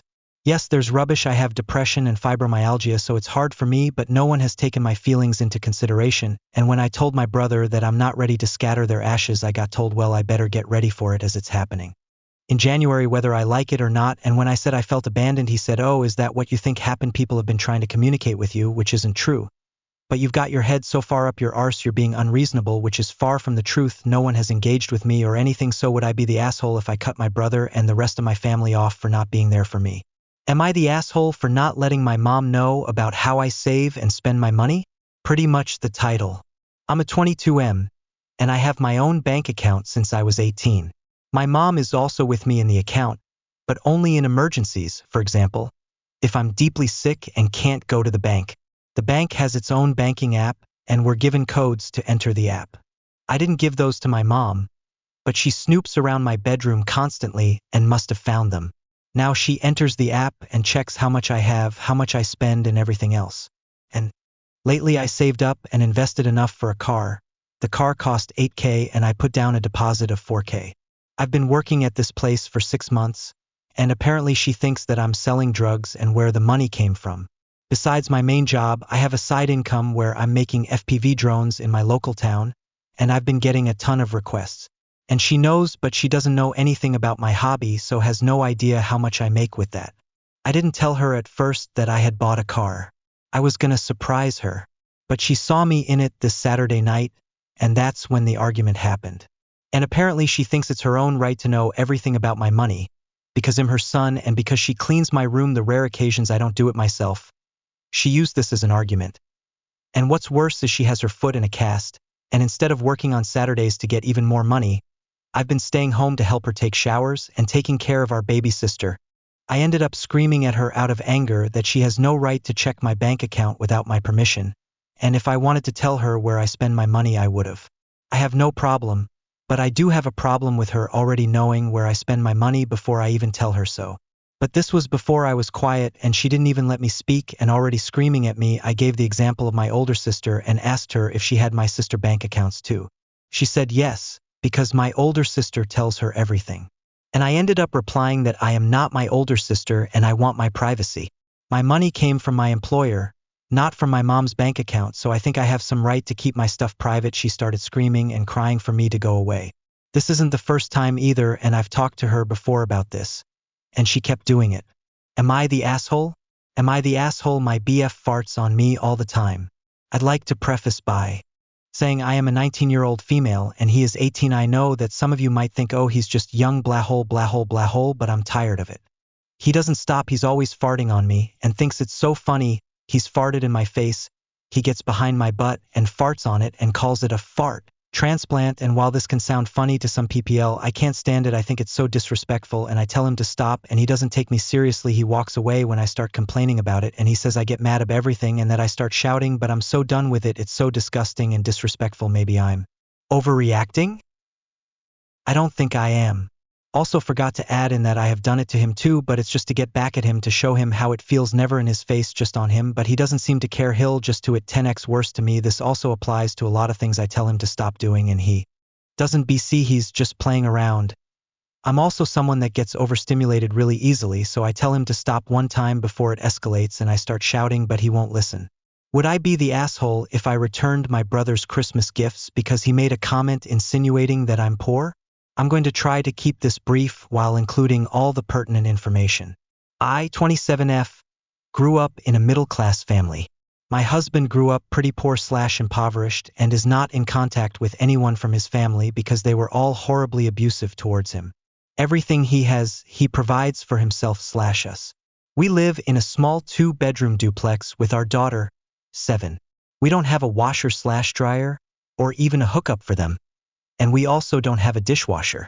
We normally take our laundry to my parents' house on the weekend because we can wash it there for free, and my daughter likes visiting her grandparents' house, as it's bigger than ours. My brother, 24, is visiting for Christmas, and when I brought in our laundry, asked what I was doing. I told him I was doing our laundry. He said, "You don't have a washer or dryer?" And I said, "Nope. We don't have a dishwasher either." Then he said, "Ha hole. Poverty." And I just stared at him in disbelief. It's important to note that my brother makes rude comments like this quite often, mostly towards me, but occasionally towards other family members. Maybe I'm just sensitive, but I don't usually find his jokes funny. What makes it especially ironic is that he has never had to worry about paying bills. He drove my parents' hand-me-down SUV until it crapped out and is now driving my grandmother's car. She passed away in April of this year. But he had the car since before then because her health was declining and she no longer drove. Also, since her passing, he has lived in her home, basically just taking care of the house and the cats. The house is paid off, but he doesn't pay the utilities. My aunt does. So he lives alone in a fully furnished home that he doesn't pay anything on, and drives a nice car, a Lexus, that was fully paid off before it became his. I have a car payment that I pay on my own. And my husband covers basically all our other bills: rent, utilities, internet, etc. He has been living on his own with no help from anyone since he turned 18. I have been fortunate enough to have a lot of support from my parents. My husband and I both, individually, make more than my brother does. We just have a lot more bills we have to pay for, and we also have a daughter. Anyways, I'm wondering if it would be an asshole move of me to take the Christmas gifts I've bought for my brother and return them, and when he asks about why I didn't get him anything, just say, "I just couldn't afford it," or am I just being overly sensitive about the whole situation? I have always been very non-confrontational. I don't like inciting conflict. I'm very much a people pleaser. My husband says I need to stop letting people push me around and stand up for myself, so that's what I'm trying to do. I did text my brother after he had left the house, because his comment made me really upset and I wanted to regain my composure before saying anything. And I said, "The comment you made was out of line. I don't care if you meant it as a joke. It wasn't funny and it's really disrespectful considering how hard husband and I work." All he had to say was sorry. Am I the asshole for ordering my friend and I an Uber after another friend's car got broken into me and 3 friends carpooled to a show downtown? My friend, F19, who I invited, was underdressed for the cold. She doesn't go out much, has social anxiety plus sensory issues. Despite sensitivities, I think she nervously wanted to match what we were wearing. When we got back to my friend's car at around 1 a.m., passenger window had been smashed and everything had been filed through. Was a mess. Looking back, my friend, F22, had parked in a poorly lit corner of the lot. My underdressed friend is freezing and starts to have a panic attack. Another person was also there with us, a friend, F24, of the girl whose car got broken into. While my other friend was on the phone, she told me to get my friend somewhere warm and that she had it under control. Tried to take my friend into a Walmart to buy PJ pants. Closed. Nearby, a Boston Pizza was still open, so I sat her in the waiting area, tried to calm her down. She got more upset and called her mom for help. Her mom came across uncaring, which made things worse. She started saying how badly she just wanted to go home. I decided to order her an Uber, but she has attachment issues and refused to go unless I went with her.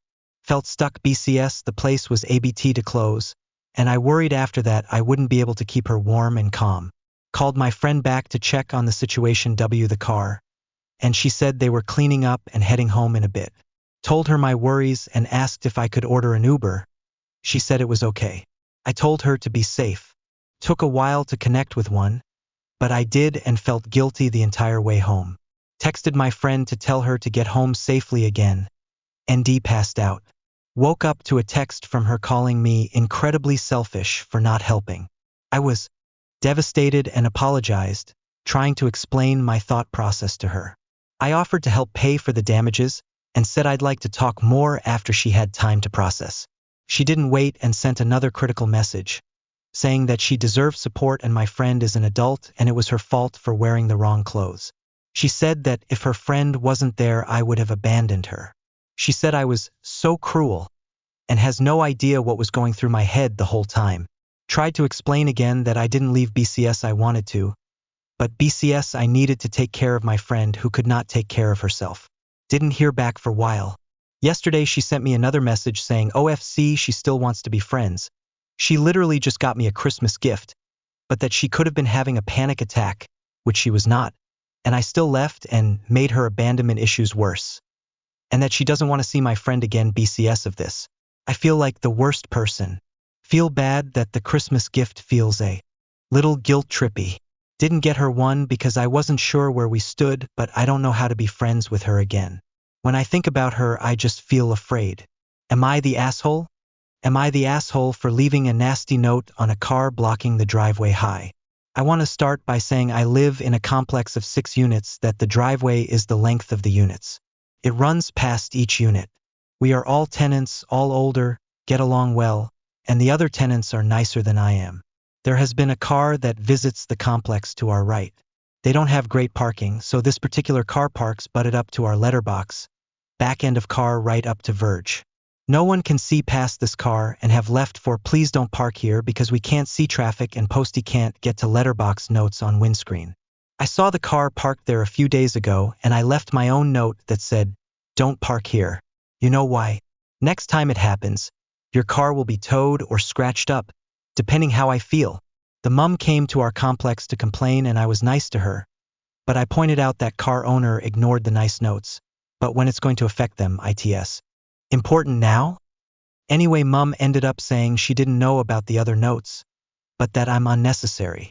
So, am I the asshole? Would I be the asshole if I don't open presents with my partner's family? My partner and I, both in our 30s and have been together for 10 years, mostly interact with his side of the family since my family lives out of state. His family consists of his 2 sisters, one who has a partner but no kids and the other who has 2 young kids, a 2-year-old and a 7-month-old. His parents and his aunt are also there, 9 adults. They're a very gifting-oriented family, and for the past few Christmases I've spent with them, the tradition has been for everyone to take turns opening presents. It's a slow process that takes hours. Last year, it took 4 hours because my sister-in-law had her first kid.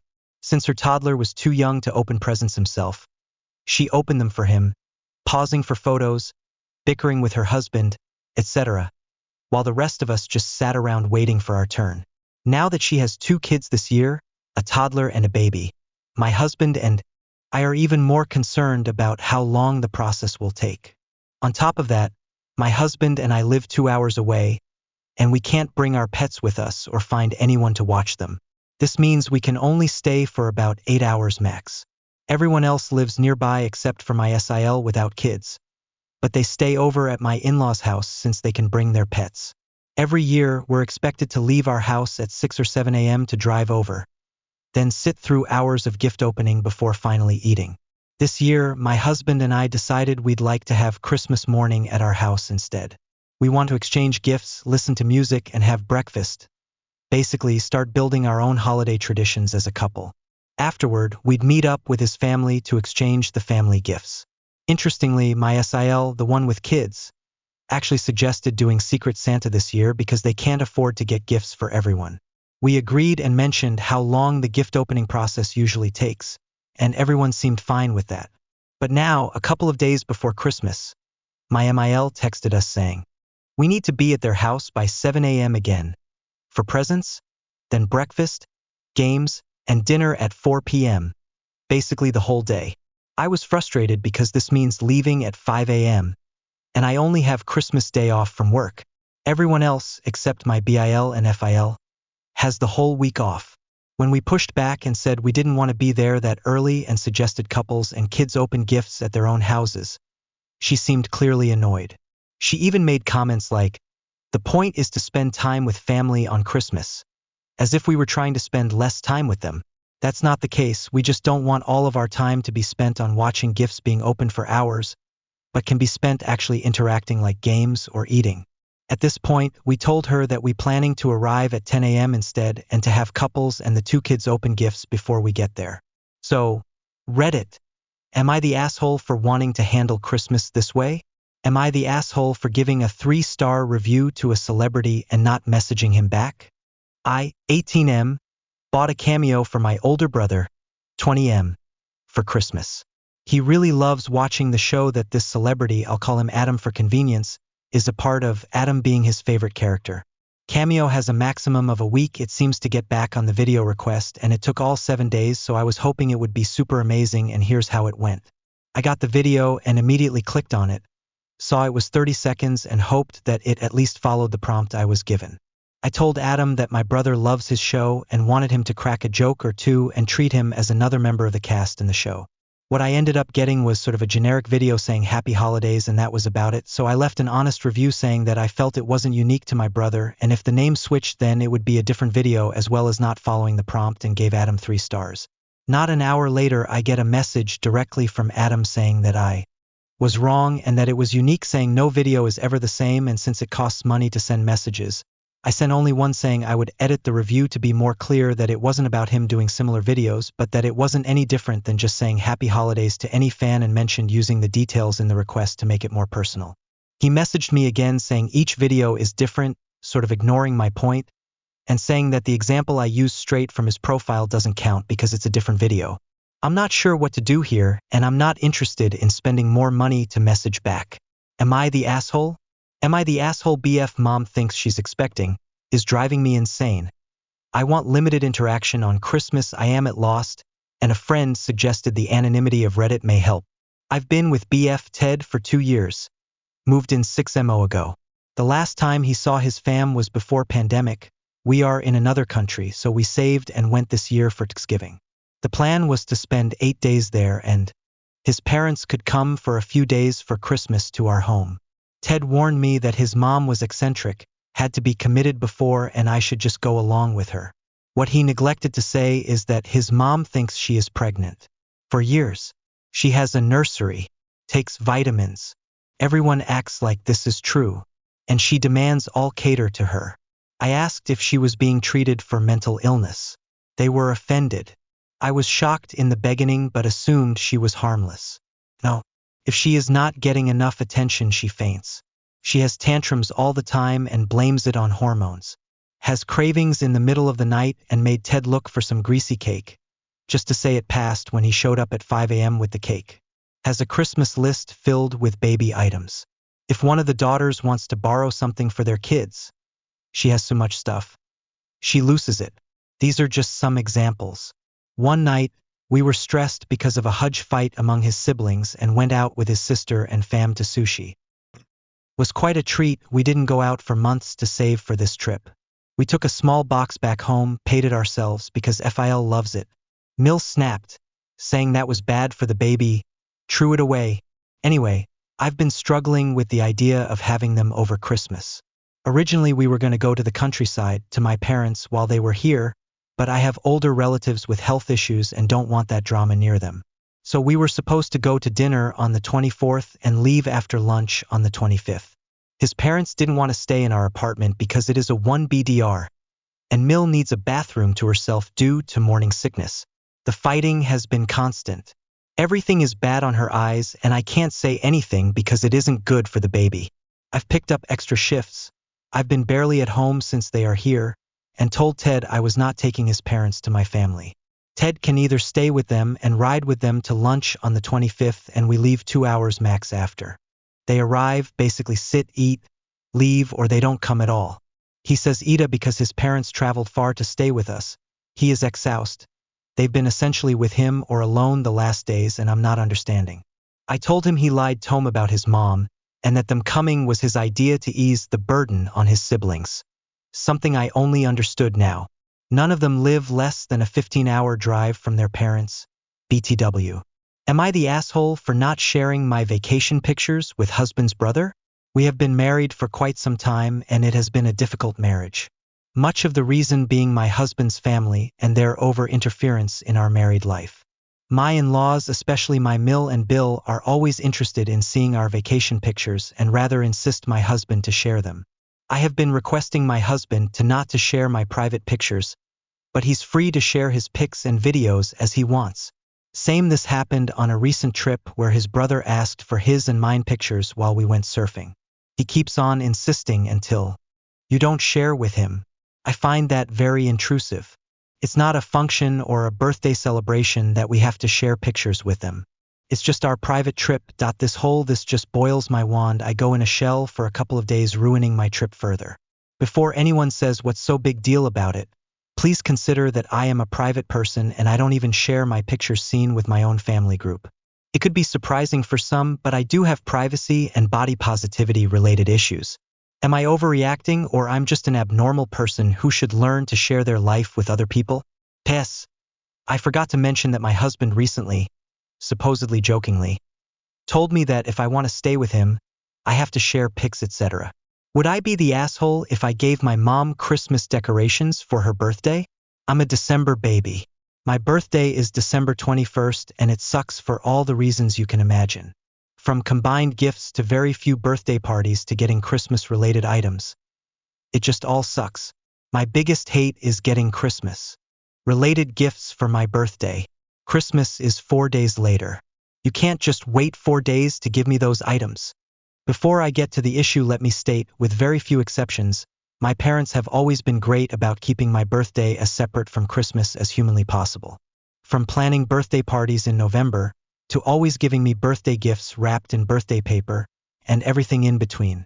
This is why I feel I may be the a-hole of if I follow through with my plan. This year, as every year, my mom asked for suggestions on what to get me for my birthday/Christmas. Like every year, I gave her budget-friendly options that I would thoroughly enjoy. However, her and my father, apparently, decided to throw the list in the nearest fire and do as they please. This led to some interesting choices. 2 of those choices were a Santa Christmas Caroler decoration and a Christmas snow globe for my birthday. Again, Christmas is 4 days later. Those gifts couldn't have waited? I'm very grateful that they bought me anything and the decorations are adorable, but they feel like something you'd buy Great Aunt Mildred when you can't think of anything she might like. These are my parents. They raised me and know me inside and out. Plus, I gave them a list of suggestions and nothing on my list was more than $50, which was within the $100 budget my mother gave me. I just feel kind of hurt and like I was an afterthought this year. So, my petty little heart wants to give my mother Christmas decorations for her birthday in July to make my point. Does that make me the a-hole? My birthday is 4 days before Christmas and parents gave me Christmas decorations for said birthday. Would I be the a-hole if I gave my mom Christmas decorations for her birthday in July to prove my point? Am I the asshole should your partner be able to take and use every that belongs to you? So I've been with this guy for about 2 years and from inception he would just take and use anything that belonged to me freely without even asking. And sometimes destroyed the items without even replacing it. Please note, I would also be buying things for him without any reciprocity. As of lately I expressed to him that I felt like I'm being used because he doesn't buy anything, so it's not like there is any item of his for me to use. And I'm not exaggerating, this dude does not buy anything. I would have understood if it were for saving purposes, but he never has any money. For example, I recently received a gift from a friend. I haven't even used it as yet, came home from work, and to not so much my surprise, he is using IT, and if I'm to even ask why it's being used I can expect attitude from him or even the old, I would never do that to you, or we are supposed to be one line. Of course you wouldn't because there is nothing for me to do it with. Oh, he would also lie to his friends telling them that we bought things together knowing good and well he contributed nothing to the purchase. I need honest thoughts and opinions, and if further clarification is needed please let me know. Would I be the asshole if I, 40F, told our teenage kids that all presents are for me only and not their father, 43M? I'm so tempted to tell our kids as a wake-up call for my husband. I, 40F, and him, 43M, have been married for 18 years and every single Christmas and its overwhelming mental load falls on me. I make the lists, I brainstorm ideas, I buy all gifts, our family, extended family. I do all the wrapping. I spend months thinking about and working on making Christmas special for our family, including my husband. When I ask him for ideas, his standard response is, I don't know. So it's all on me every year again.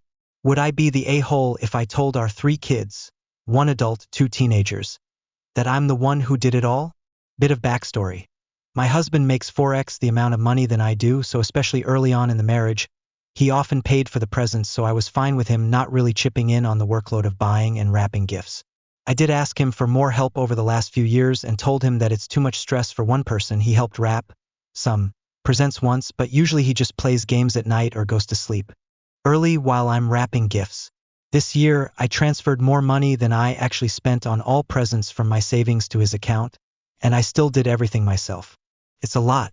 I spent every free minute after my stressful job on Christmas stuff, by myself, and when I sent him a list of exactly what support I needed from him, he ignored it and didn't talk to me all day yesterday. He spent his day in the basement playing games, while I spent my Sunday working on wrapping and planning. I don't want to be petty, but at this point I'm stressed, overwhelmed, depressed, and mentally exhausted. And yes, I currently resent him for ignoring my needs when I spelled it all out for him and he could have helped out. Should I just keep it all inside or let our kids know that I was the only one making Christmas possible? Am I the asshole for celebrating Christmas on Saturday?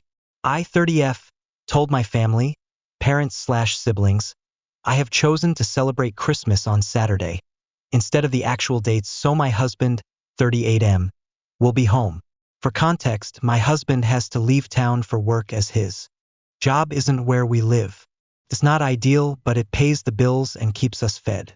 My mother went on a whole discussion that I'm destroying my children's, for F and 3M, lives, how I should not be changing the date all because my husband chose to work on Christmas. I argued that these are my children, and I am not ruining their lives over changing the date.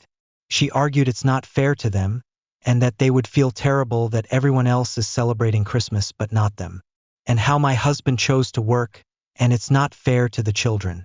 That is not what I said. I just informed them that we will be doing the Christmas dinner and opening presents on Saturday. My mother made it sound as if I was the Grinch and taking Christmas away entirely from them. I went off. I couldn't control my emotions and started telling her that I am not destroying Christmas and how I just want to celebrate it with my family. I don't want my husband to miss out on our children and creating memories as a family. I personally feel that she's just throwing a tantrum about the whole thing. I explained to my children that we will celebrate Christmas when Daddy's home, and they happily agreed. They're still little, and I just want my family to celebrate together. I understand my parents are now my extended family, but being Hispanic with a narcissistic mother is incredibly hard. More so when you all live under the same roof. So, am I the asshole? Am I the asshole for being unfair because I want my own room again? Hello? I'm 17 years old and a girl. I have 2 younger siblings, a sister, 14, and a brother, 11. We recently moved into a new flat in a new city, and that's exactly what I'm having a big problem with. In our old city, we had a flat with 2 children's rooms. A bit cramped, but still okay. I had my own room and my siblings had the other, bigger one. My room was about 12 square meters and my siblings was 16 square meters, so enough space for everyone, although it would of course have been better if we all had our own rooms, but that wasn't possible for financial reasons. 2 months ago, my father took a new job, the first after a long period of unemployment, but in a new city. While we've settled in well at the new school, there are big problems with the new flat. It only has 1 children's room. So currently the 3 of us are crammed into a children's room that's about 16 square meters. While my siblings don't know any different, except that I am there now too, it's unbearable for me. I always had my own room, it was small, but it was mine and now I have no privacy. I have to change in the bathroom and don't want to invite friends over because of the cramped situation. We sleep in a bunk bed. I'm upstairs and my siblings are downstairs on a slightly wider mattress, so there isn't even a bed for each of us because there isn't enough space. My parents think I'm selfish and only think about myself. They want to look for a new apartment at some point, but for now I have to live with it. Am I the asshole because I don't want that and what can I do? Am I the asshole for not splitting my finances with my husband? Me, F25, and my husband, M26, got married this summer. We live in an apartment that I own. I have a full-time job and I'm earning more than him. He works from home and earns also well, but I'm slightly above him with my salary. We are sharing equally our finances like a husband and wife should. Well, I am also a collector. I spend plenty of time going to flea markets at 5 a.m. 4 times a week. I collect, I restore, and I also sell. eBay is my side hustle. Not only I enjoy collecting, but am also earning some side money from there. I restore most of the junk and try to make a profit to grow my collection. My husband knew all of this because we dated for 7 years prior. I was very upfront and I told him that the money I make from my collection and from my flea market are the money I'm going to invest into my collection and I won't be putting that into our household bills. It was fine, till we got married. Then he started getting mad and angry whenever I buy something for my collection.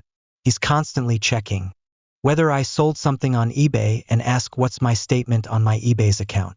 I have a separate debit card that I use for and from my eBay sales only, and I'm not taking any money out from our monthly salaries. December was my busiest month so far with all the holidays, and thankfully I was able to afford a piece for my collection that cost around $1,300, so I went for it. The thing is, he still doesn't know about it, because I fear that he'd get mad. I know it's my money and I know I have a right to spend on whatever I want, but I still feel threatened and judged because of his upcoming reaction. Last month I was eyeing another piece I was missing to add to my collection, and my mom offered to get it for me for Christmas. So she paid for the item, and my husband was very angry finding that out because he thought I could forward those money on getting us something else instead. Like a new coffee table or some kitchen utensils. We have no debts, it's my apartment under my name that I got. He put his fair share into it by helping out renovating and everything. I can't complain, but it was 90% me. I put my whole salary into the bills and the groceries and whatever furniture we need, so I feel it's not fair him controlling my side hustle. Recently, whenever he hears the eBay notification that I have sold something, is getting mad that I am making money, and is constantly putting up jokes saying, "There it comes money from doing nothing," which is pretty annoying because I put tons of effort into my collection. I have started to turn off the notifications so he won't get jealous or cocky. Once in an argument he said that me earning more and doing eBay side hustle is going to make him seem weak and it's going to make me more dominant. And the thing that hurt me the most was one night him jokingly saying, "Well, I hope you don't sell anything, so you wouldn't be spending those money on stupid things again." Would I be the asshole if I ordered a pizza to Christmas dinner? I want to start with some important context. I, 29F, was dealing with intense stomach issues for the past 5 years. Last year my doctor brought up that I may have celiac disease, and she was correct. This made so much sense as I was sick almost every day, since bread was one of my favorite things on this earth. When I told my husband, he researched and educated himself on the severity of celiac disease. As it's not an allergy, it is an autoimmune disease that can have life-threatening consequences. We together have made lifestyle changes, and my health has been way better. Now, my parents have listened to me explain this to them many times, and only sort of get it. They understand that I can't have gluten but don't understand how harmful cross-contamination can be to me. If you use the same cutting board or utensil, that can make me just as sick as eating a plate full of pasta. What made me so upset is that we are going to their house for Christmas dinner, and I offered to bring stuffing and pie for myself that would be girlfriend months ago. I was told not to worry about it as my mother would find some. I called her yesterday to go over travels plans, and she let me know that she couldn't find stuffing or pie shells. This was very frustrating as the girlfriend bakery by my house books out Christmas orders weeks in advance, so with 2 days left it is going to be impossible to find these foods. If this didn't hurt enough, she then texts me, "I can stuff the turkey with stuffing, but it will still be okay if you only eat the top part, right?" I said no, that's cross-contamination, so that will make me sick. Also, my parents live in a tiny cabin and there is only one bathroom with 7 people coming for dinner. You get my drift if things go bad. At this point my husband suggested we order a girlfriend pizza to the house to make a point. I know it's petty, but they just don't get it after more than a year, and it is really making me upset. So would I be the asshole if we did this? Would I be the asshole if I opt out of the family Christmas dinner and tell them I don't want any presents? My sister, 26F, invited me, 38M, to Christmas dinner at her grandparents', but I'm not sure I want to go, and I don't want to look selfish if I skip it. We're half siblings, same dad, different moms, and didn't grow up together. I moved here when I was 20 and started living with our dad. For the last 4 to 5 years, I've hosted a Christmas Eve potluck at my place and also made Christmas breakfast the next morning. Then we'd open presents. But the gifts I get from my sisters are usually junk. Candles? I've never said I like candles. Plant holders? I don't own plants. Purple suede gloves? WTF. Or random oversized clothes from weird generic brands. Sometimes they lazily combine a few items into one bag and say it's from all of them. I've never gotten a gift from them that I use. Meanwhile, I give them thoughtful, individual gifts like monogram blankets, matching PJs, manicures, and skincare products. I don't need lavish gifts, but getting stuff that clearly has no thought behind it feels embarrassing, and I have to open it in front of everyone. They give each other really nice gifts and post about it on Instagram, so it's not that they don't know how. Even at Christmas, they do their real gift opening at their mom's, and I think that's where they actually put in effort. Now my sister texted me her grandparents are inviting me for Christmas dinner and everyone will be there, which makes me think I got the last invitation. I've lived here 18 years and never been asked to their grandparents before. I'm also not thrilled at the idea of opening more awkward gifts while eating bland food. When I asked my sister if we were still doing Christmas Eve dinner and Christmas breakfast as usual, she was vague. She mentioned we could do dinner at her place or mine, or go to her boyfriend's cousin's house. No thanks, spending Christmas Eve with strangers is the last thing I'd want to do. Then my 2 sisters said they can't make breakfast. No one confirmed Christmas Eve dinner after that. So it seems our usual traditions are canceled, and I'm invited to a dinner where everyone will be there. And it's hosted by family who've never invited me in nearly 2 decades. I'd rather not get gifts that I'll just donate or throw away. It's almost worse than not getting a gift at all. It may be superficial, but I don't want to eat bland food for Christmas. I want to enjoy it. It's the one time I have the best food, and their grandparents cook basic and bland. I love my family, but I haven't felt motivated to go to this dinner for a couple of weeks now. I'd prefer making good food at home, watching Christmas movies with my girlfriend, and opening our presents. I'd still give my sisters their gifts, maybe drop them off beforehand, but I just don't feel like going. I just don't know if I'm being selfish and would potentially create space between us. Would I be a jerk if I opt out of their dinner and tell them I don't want any gifts from them this year? Am I the asshole for no longer giving a friend rides even though he's a bad driver? There's a member in our friend group who really shouldn't be driving. While highly intelligent, he manages to get lost the small town he's lived in for his entire life. He's been in several small accidents. He typically drives 20 miles per hour below the speed limit and seems visibly shaken after driving. He's autistic, and so I am. Since we live the closest in our friend group, he asks for rides whenever we hang out. Driving stresses me out too. I've tried to explain that to our friend group, but they say I'm the better driver. After being fed with being seen as a taxi, and with having to drive my dad to doctors in a large city which is overwhelming, and with this friend being inconsiderate and often late when he asks for a ride, I finally explained I've been overwhelmed and feel taken advantage of, and that driving stresses me out too. He didn't take that well, and neither did the friend group. He won't hang out and says he's too stressed to drive, so it looks like it's my fault. My friend group says I was being selfish and feel bad for him. I explained I have anxiety while driving too, and with everything going on with my dad, I don't want to be driving another person around. I feel like's not hanging out to retaliate against me.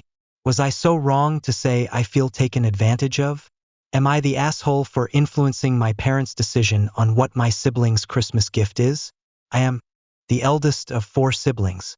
Last night, my younger brother, 12-year age difference, calls to ask for a favor. Apparently, he is inspired to be a barber and wants me to use my card to buy him what he needs, and my parents will pay me back. I confirmed with my dad and asked my younger sibling to send the link over. I must have misunderstood because I was under the impression he would be taking classes. I end up receiving lots of links to Amazon such as clippers, cape, brush sets, razors, scissors, aftershave spray, clipper care spray, and lots of other items, totaling to about $300. I call back and ask who will be teaching him. He says he will learn from online tutorials. I call my dad next and give him my input. It is an investment he is making, and what if he no longer wants to pursue the barber career in the future? Mind you, my brother is not the best behaved and will often talk back to my parents. I believe he should look into classes where they teach you firsthand and get a feel if it is something he truly enjoys. My parents work hard for their earnings, and I do not know if my younger brother really sees the value of their efforts. In my eyes, he can be spoiled, but at the end of the day, it is my parents' decision and their money. Should I just purchase the items and not stress? Or continue to convince my parents to other alternatives? Am I the asshole for not chasing down the waitress? My family and I, husband and 2 teenage kids, went out to a Tex-Mex restaurant recently. The food and service were decent, and we were having a good time until a massive party of about 30 people walked in.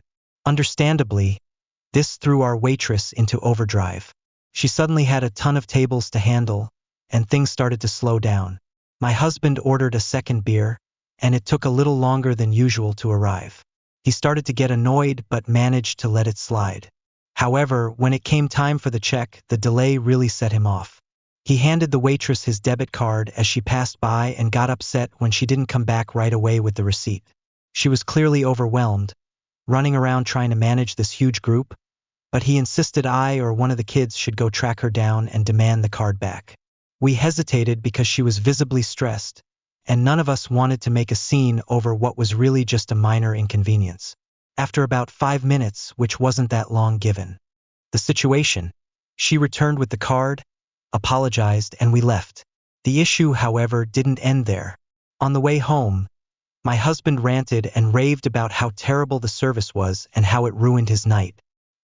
He was particularly angry at me for not sticking up for him by chasing down the waitress to expedite things. He claimed I was being inconsiderate of his time and wasn't supportive enough. The thing is, I feel like his reaction was completely disproportionate. Sure, the service wasn't lightning fast, but it was clear the poor waitress was overwhelmed, and I didn't think it was worth making a scene over a few extra minutes. My husband, however, is convinced I was in the wrong and thinks I owe him an apology for not backing him up. So, am I the asshole for not chasing down the waitress or standing up for him in this situation? Or was his reaction over the top? Am I the asshole for giving a sitter a Christmas cash present? My brother Chris is a single dad with 3 sons, 15, 10, and 7. He's been dealing with serious health issues, and while he does his best, it's been a tough time for him. I'm fortunate enough to make a good living and help them stay afloat so the boys don't have to feel the full weight of their family's financial struggles. Chris has a neighbor, Teddy, who's in his 20s. Teddy occasionally helps out by watching the 2 younger boys when Chris is working or not feeling well. A few months ago, Chris had to be hospitalized for several days. Teddy cut his vacation short to step in. I was out of town, but I was seriously impressed when I heard what he did. Keeping the boys' routine intact, getting them to their sports practices, cleaning the house, doing laundry, and even ensuring the youngest was bathed every night. I've taken on more responsibility for the boys recently and anticipate they might all move in with me next year if Chris's health deteriorates further, which might also mean Chris transitioning to specialized care. This week I took the boys out Christmas shopping. The 10-year-old asked if we could stop by Teddy's house. When I asked why, he hesitated but eventually explained he wanted to give Teddy a Christmas card. He felt bad because he couldn't afford a proper gift and wanted to apologize for being broke. Hearing that broke my heart. I acted like I didn't know about the card but told the boys that Teddy does a lot for them, so we should all give him a gift. The younger 2 made cards, the oldest bought one, and I slipped cash into each envelope before we put them in Teddy's mailbox. Today, Chris called me upset. He asked if I had given Teddy money. I admitted I did, and he said it wasn't my place. He planned to give Teddy $50 as a token of appreciation and thought the amount I gave was excessive. He said it made him look incompetent as a father and implied that I should have checked with him first. Chris also worried that giving Teddy money might make him feel obligated to keep babysitting the boys, even if he didn't want to. I stood my ground. Teddy has been an incredible help during a challenging time, and the boys clearly love and appreciate him. I didn't think I did anything wrong by giving him cash as a thank you gift. I reminded Chris that Teddy's kindness gave him peace of mind during his hospital stay, and now he essentially has a free sitter who's going above and beyond for his kids. So, am I the asshole for giving Teddy money without consulting my brother first? Or was it fair, given the circumstances, to show appreciation for someone who stepped up in such a meaningful way? Would I be the asshole if I move in with my dad even though I know what he did to my mom? I, 15F, have always had a complicated relationship with my mom. She's loud, opinionated, and incredibly judgmental of anyone who's different from her, even in minor ways. For example, I once had a month-long argument with her because I started eating breakfast right after waking up instead of waiting 2 to 3 hours like she does. Growing up, it was clear she favored my older brothers, 19M, 17M. I didn't know how to get her attention except by doing the opposite of everything she did. It was exhausting and left me feeling like I had no real identity of my own. In the past year, though, I've been figuring out who I am, and part of that process has been spending more time with my dad.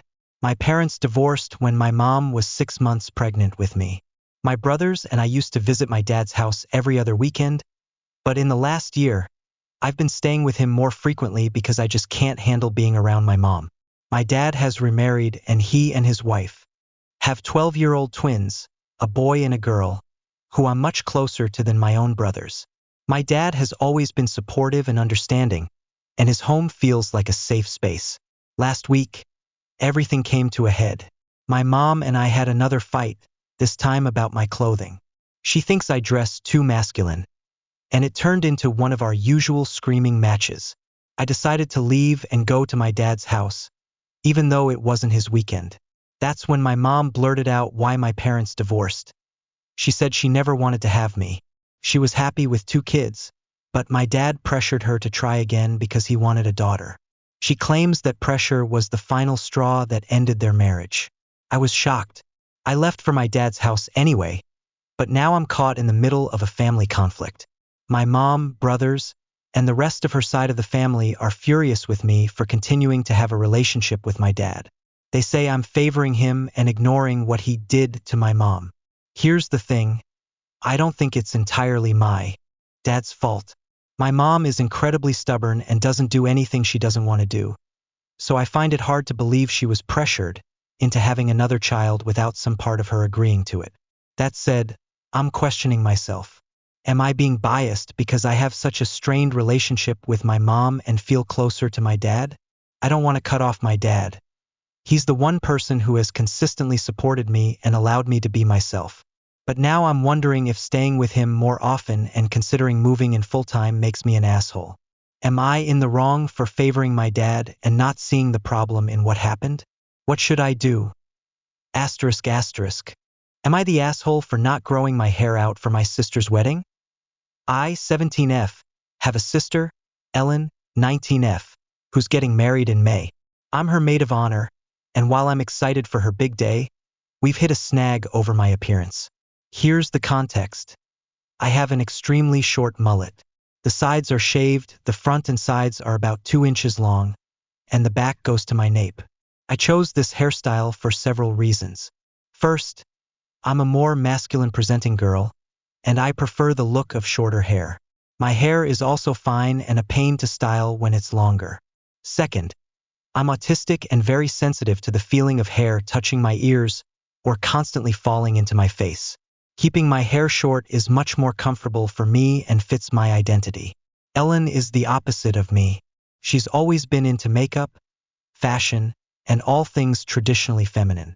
Despite our differences, we've always been supportive of each other, and she's never commented on my hair, until now. Ellen called me recently and asked if I'd grow my hair out to shoulder length for her wedding. I told her, no, it wasn't meant to be a big statement, but the issue isn't just about how I'd look on the day. It's about dealing with long hair in the months leading up to the wedding. It's uncomfortable and doesn't feel like me. I did try to compromise. I said I'd grow it into a pixie cut, which is still short but might fit her vision better. That wasn't enough for her. She got upset, saying I was selfish and would ruin her photos by standing out. She also brought up that I'm wearing a suit to the wedding, which she previously agreed to, and accused me of parading around like a man. When I reminded her that she had approved the suit, she said she only agreed to be nice and didn't think I'd actually go through with it.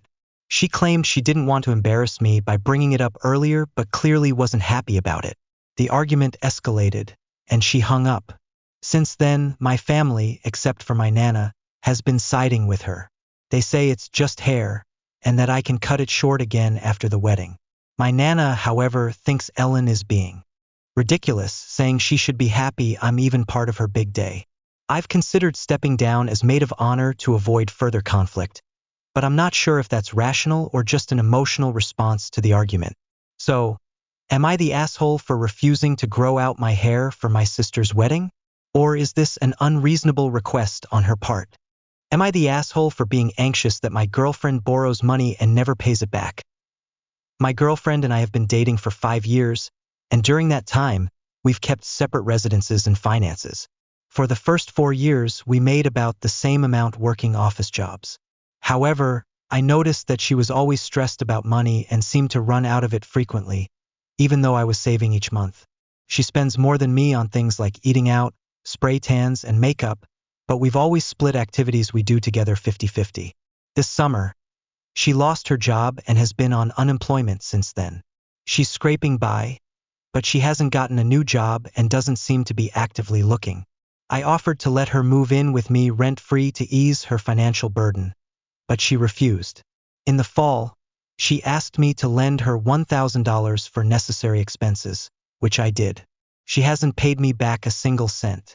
Now, she's asking for another $300 to fix her car. I lent her the money but was visibly anxious about it. I feel like I'll never see that money again, and I'm worried about building a future with someone who seems bad with finances and might drain my modest savings. She noticed my hesitation, and we ended up in a big argument. She accused me of not trusting her and said she doesn't know how to be in a relationship with someone who can't talk about money without getting anxious.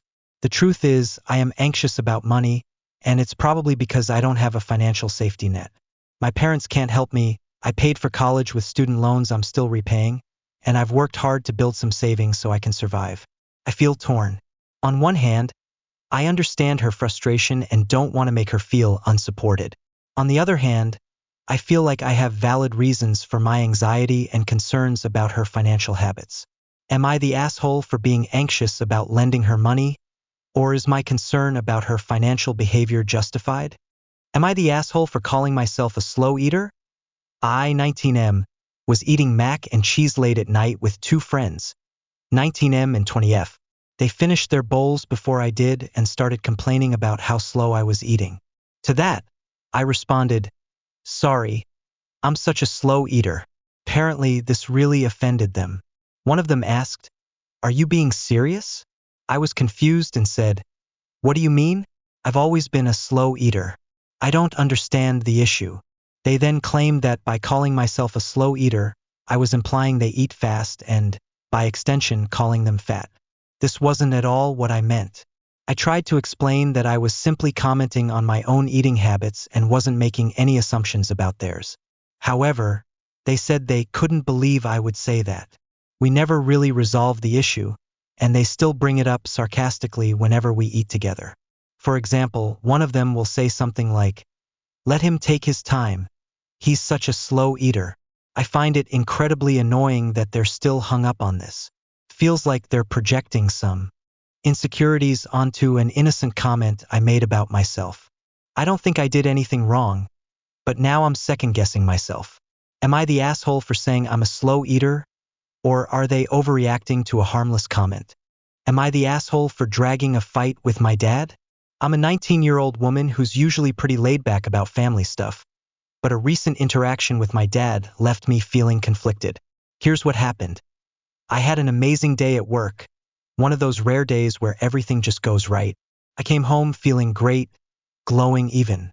Earlier in the day, I'd shared in our family group chat that I might have a work-related opportunity on Saturday.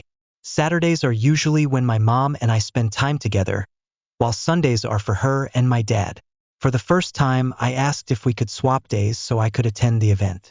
I made it clear that it wasn't a big deal if it didn't work out, but it would mean a lot to me if we could make it happen. When I brought it up again during dinner, my mom was totally fine with it.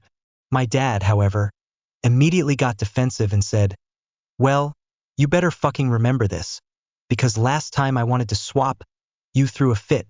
His tone was sharp and aggressive, which caught me off guard. Couldn't even remember this supposed last time, and neither could my mom.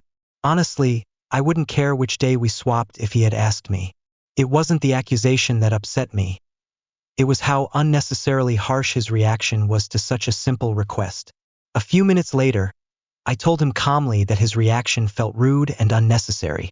At first, he flat out denied swearing, but my mom corrected him. Then, he doubled down and said it wasn't disrespectful because he's the parent, and I'm the child. He claimed that he had to speak to me like that to make me understand he was serious. I tried to explain why that felt unfair, but he cut me off and left the room. Feeling frustrated, I vented to my mom, but she told me she didn't want to get involved. I decided to go to my room, put on some music, and try to move past it. I didn't want this to ruin my mood. Later that evening, my dad started texting me every few minutes, asking me to come talk. I hesitated because I wasn't ready to revisit the issue, but eventually I agreed. When I walked into the room before I could even sit down, he snapped, "Let's get this over with so I can enjoy my night." That stung. I told him that I was already enjoying my night and he was free to do the same, adding that I'd rather drop the issue entirely. But he wouldn't let it go. He started blaming me for being too sensitive, insisting he did nothing wrong, and then snapped again, "Just fucking sit down." At that point, I refused to sit unless he stopped talking to me like that, especially since his tone was what had started this whole mess in the first place. He kept going in circles, repeating the same points and accusing me of overreacting. Finally, I told him that if he could walk away earlier, I had the right to do the same. I told him I loved him, but he didn't respond. I left the room and went to bed feeling stressed, sad, and drained. The next morning, I woke up to a text from him at 5:30 a.m. For a moment, I thought maybe it was an apology. Instead, it was just a screenshot of his win in a video game we both play. No caption, no acknowledgement of what had happened the night before, just the game. This kind of thing happens a lot between us. It feels like I'm stuck in a cycle where I either stay silent and let my frustrations fester or stand up for myself and get accused of being the one causing the problem. I love my dad and genuinely want to have a good relationship with him, but I can't shake the sadness and rejection I feel when interactions like this happen. Am I the asshole for cooking scrambled eggs the way I normally do? This morning, I, 20M, was asked by my dad to make breakfast for the family. We were low on groceries, so I decided to make scrambled eggs. Cooking scrambled eggs is something I do pretty often for myself, so I went on autopilot, seasoning them with salt and pepper the way I usually like them. I didn't think much about adjusting the seasoning for anyone else's preferences. Just cooked the eggs as I normally do. When the eggs were done, I served them to my mom, dad, and brother. Shortly after, my dad came storming back into the kitchen, furious. He started yelling that I had intentionally made the eggs too salty to antagonize him. He accused me of making the food inedible on purpose as part of some sort of plot to kick him out of the house. He even suggested that my mom and I were conspiring to poison or starve him. I was stunned. I tried to explain that I didn't mean to oversalt the eggs. It was just a mistake. I wasn't paying enough attention and seasoned them the way I normally would for myself. But no matter how I tried to explain, he wouldn't listen. He was convinced that I had done it maliciously, and the accusations just kept escalating. Now I'm left wondering if I was in the wrong for not being more thoughtful about the seasoning, even if it wasn't intentional. Should I have been more careful knowing I was cooking for others? Or is my dad overreacting by turning this into such a big issue? So, am I the asshole? Would I be the asshole for taking my car to visit my family for Christmas, leaving my girlfriend without transport? A year ago, my girlfriend and I lived in the city with a roommate. When she began an apprenticeship outside the city, we moved to a town closer to her workplace to make her commute easier and to have a place to ourselves. Now, her workplace is just 1.5 kilometers from our house, reducing her commute to about 5 minutes. I mostly work from home, so commuting wasn't a big factor for me. After the move, I got a great deal on a car from a family member. The car has been incredibly useful since we live on a steep hill, and public transport here isn't ideal. Buses run only every 30 minutes. This made errands and getting around far more convenient.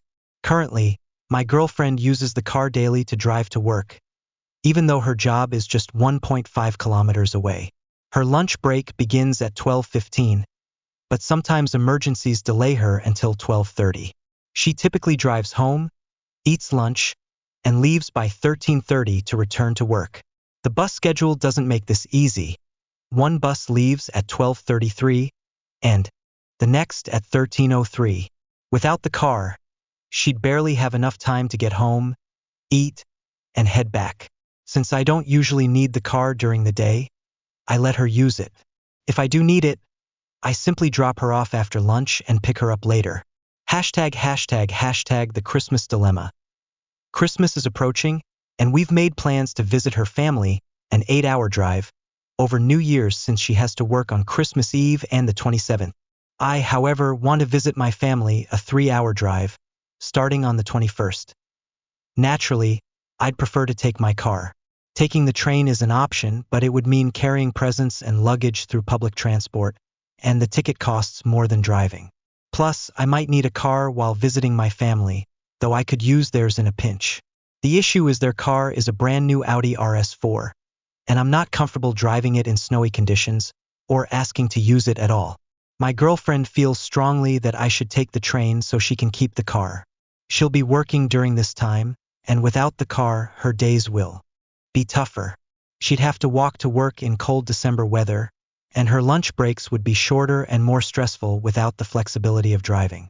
However, it's important to note that this is my car. I pay for everything related to it, insurance, maintenance, gas, and I let her use it daily because it makes her life easier. Additionally, I cover the majority of our shared expenses because her apprentice wage is very low, below the poverty line. She contributes what she can, and we track larger expenses she plans to repay once her income improves. Her debt to me currently exceeds $4,000, interest-free, though I don't include food or small daily costs in that amount, just major shared expenses like utility bills or trips. To be clear, this repayment plan was her idea. While I understand her perspective, I feel that it's reasonable for me to use my own car for a trip to see my family during the holidays. The inconvenience she'd experience without the car for a few days is unfortunate, but I already go out of my way to accommodate her needs year-round. ####. So, would I be the asshole for taking my car to visit my family for Christmas, leaving her without transportation? Am I the asshole for reporting my ex-boss? I recently started a job that seemed fine at first, but after 2 weeks, everything went downhill quickly due to my employer's behavior. What started as uncomfortable jokes escalated into a toxic, abusive work environment that pushed me to my limit. Here's a breakdown of what happened. 1. Inappropriate requests. My boss began asking for help with his personal life, such as going to his home or working extra hours without breaks or overtime pay.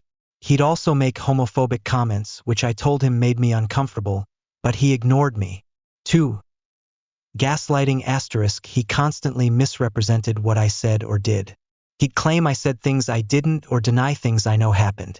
He'd reference supposed surveillance footage but never actually show me the recordings. 3. Erratic behavior. He started behaving unpredictably, crying, screaming, singing, or laughing maniacally in front of customers. It was uncomfortable for everyone and created a hostile work environment. 4. Exploitation. I worked 10-plus-hour shifts without breaks. He'd pressure me to stay late, claiming he needed reliable workers and threatening to fire people or make their lives difficult if they didn't comply. 5. Verbal abuse. He began cursing me out and harassing me verbally, which was the last straw. When I decided to quit, I tried to give a 1-week notice, thinking it was reasonable. Instead, he fired me on the spot and told me never to come near him or the workplace again.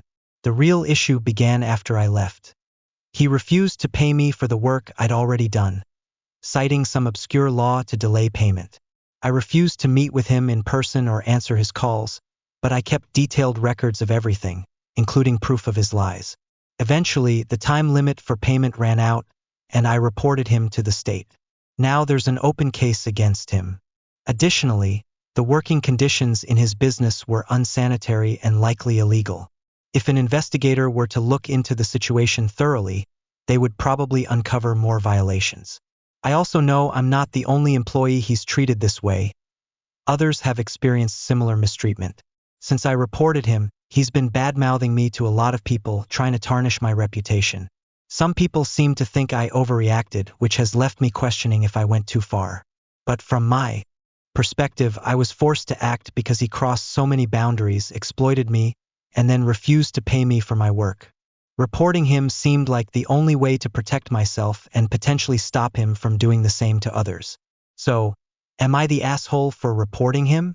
Or was I justified in taking action against his abusive and illegal behavior? Am I the asshole for my fiancé and I telling our friend we're moving out because our mental and physical health has been going to complete shit? We're also tired of being said friend's cash cow, meal ticket, and form of transportation. Let me explain a bit more. I'm a 36-year-old woman and I moved in with my fiancé, a 31-year-old man, a few months ago to help him and his friend, a 29-year-old man, out with rent and bills until the lease was supposed to be up in May. It was meant to be a temporary situation where we would all split expenses, but things went south very quickly. The trouble started about a month after I moved in. My fiancé's friend lost his job, and things began to spiral from there. For the last 3 months, my fiancé and I have been paying the entire rent and all the other bills. What makes it worse is that my fiancé's friend has a wife, 28, and 3 kids, aged 8, 6, and 3, plus a dog and 3 cats. My fiancé and I are now providing for not just him, but his entire family and all their animals. We even have 2 cats of our own, which brings the total number of animals in the house to 8. It's been getting ridiculously expensive. The real problem, however, is that my fiancé's friend just refuses to get a job. He's come up with excuse after excuse. I don't want to work in a factory. Fast food is beneath me. I've tried, but nothing's working out. And on and on. He's almost 30, has a wife, 3 kids, and a ton of pets depending on him. It's time to step up and contribute.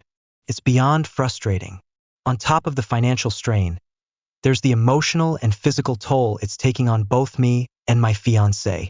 We've been running ourselves ragged, trying to juggle paying for everything, dealing with the kids and animals, and trying to keep up with our own lives.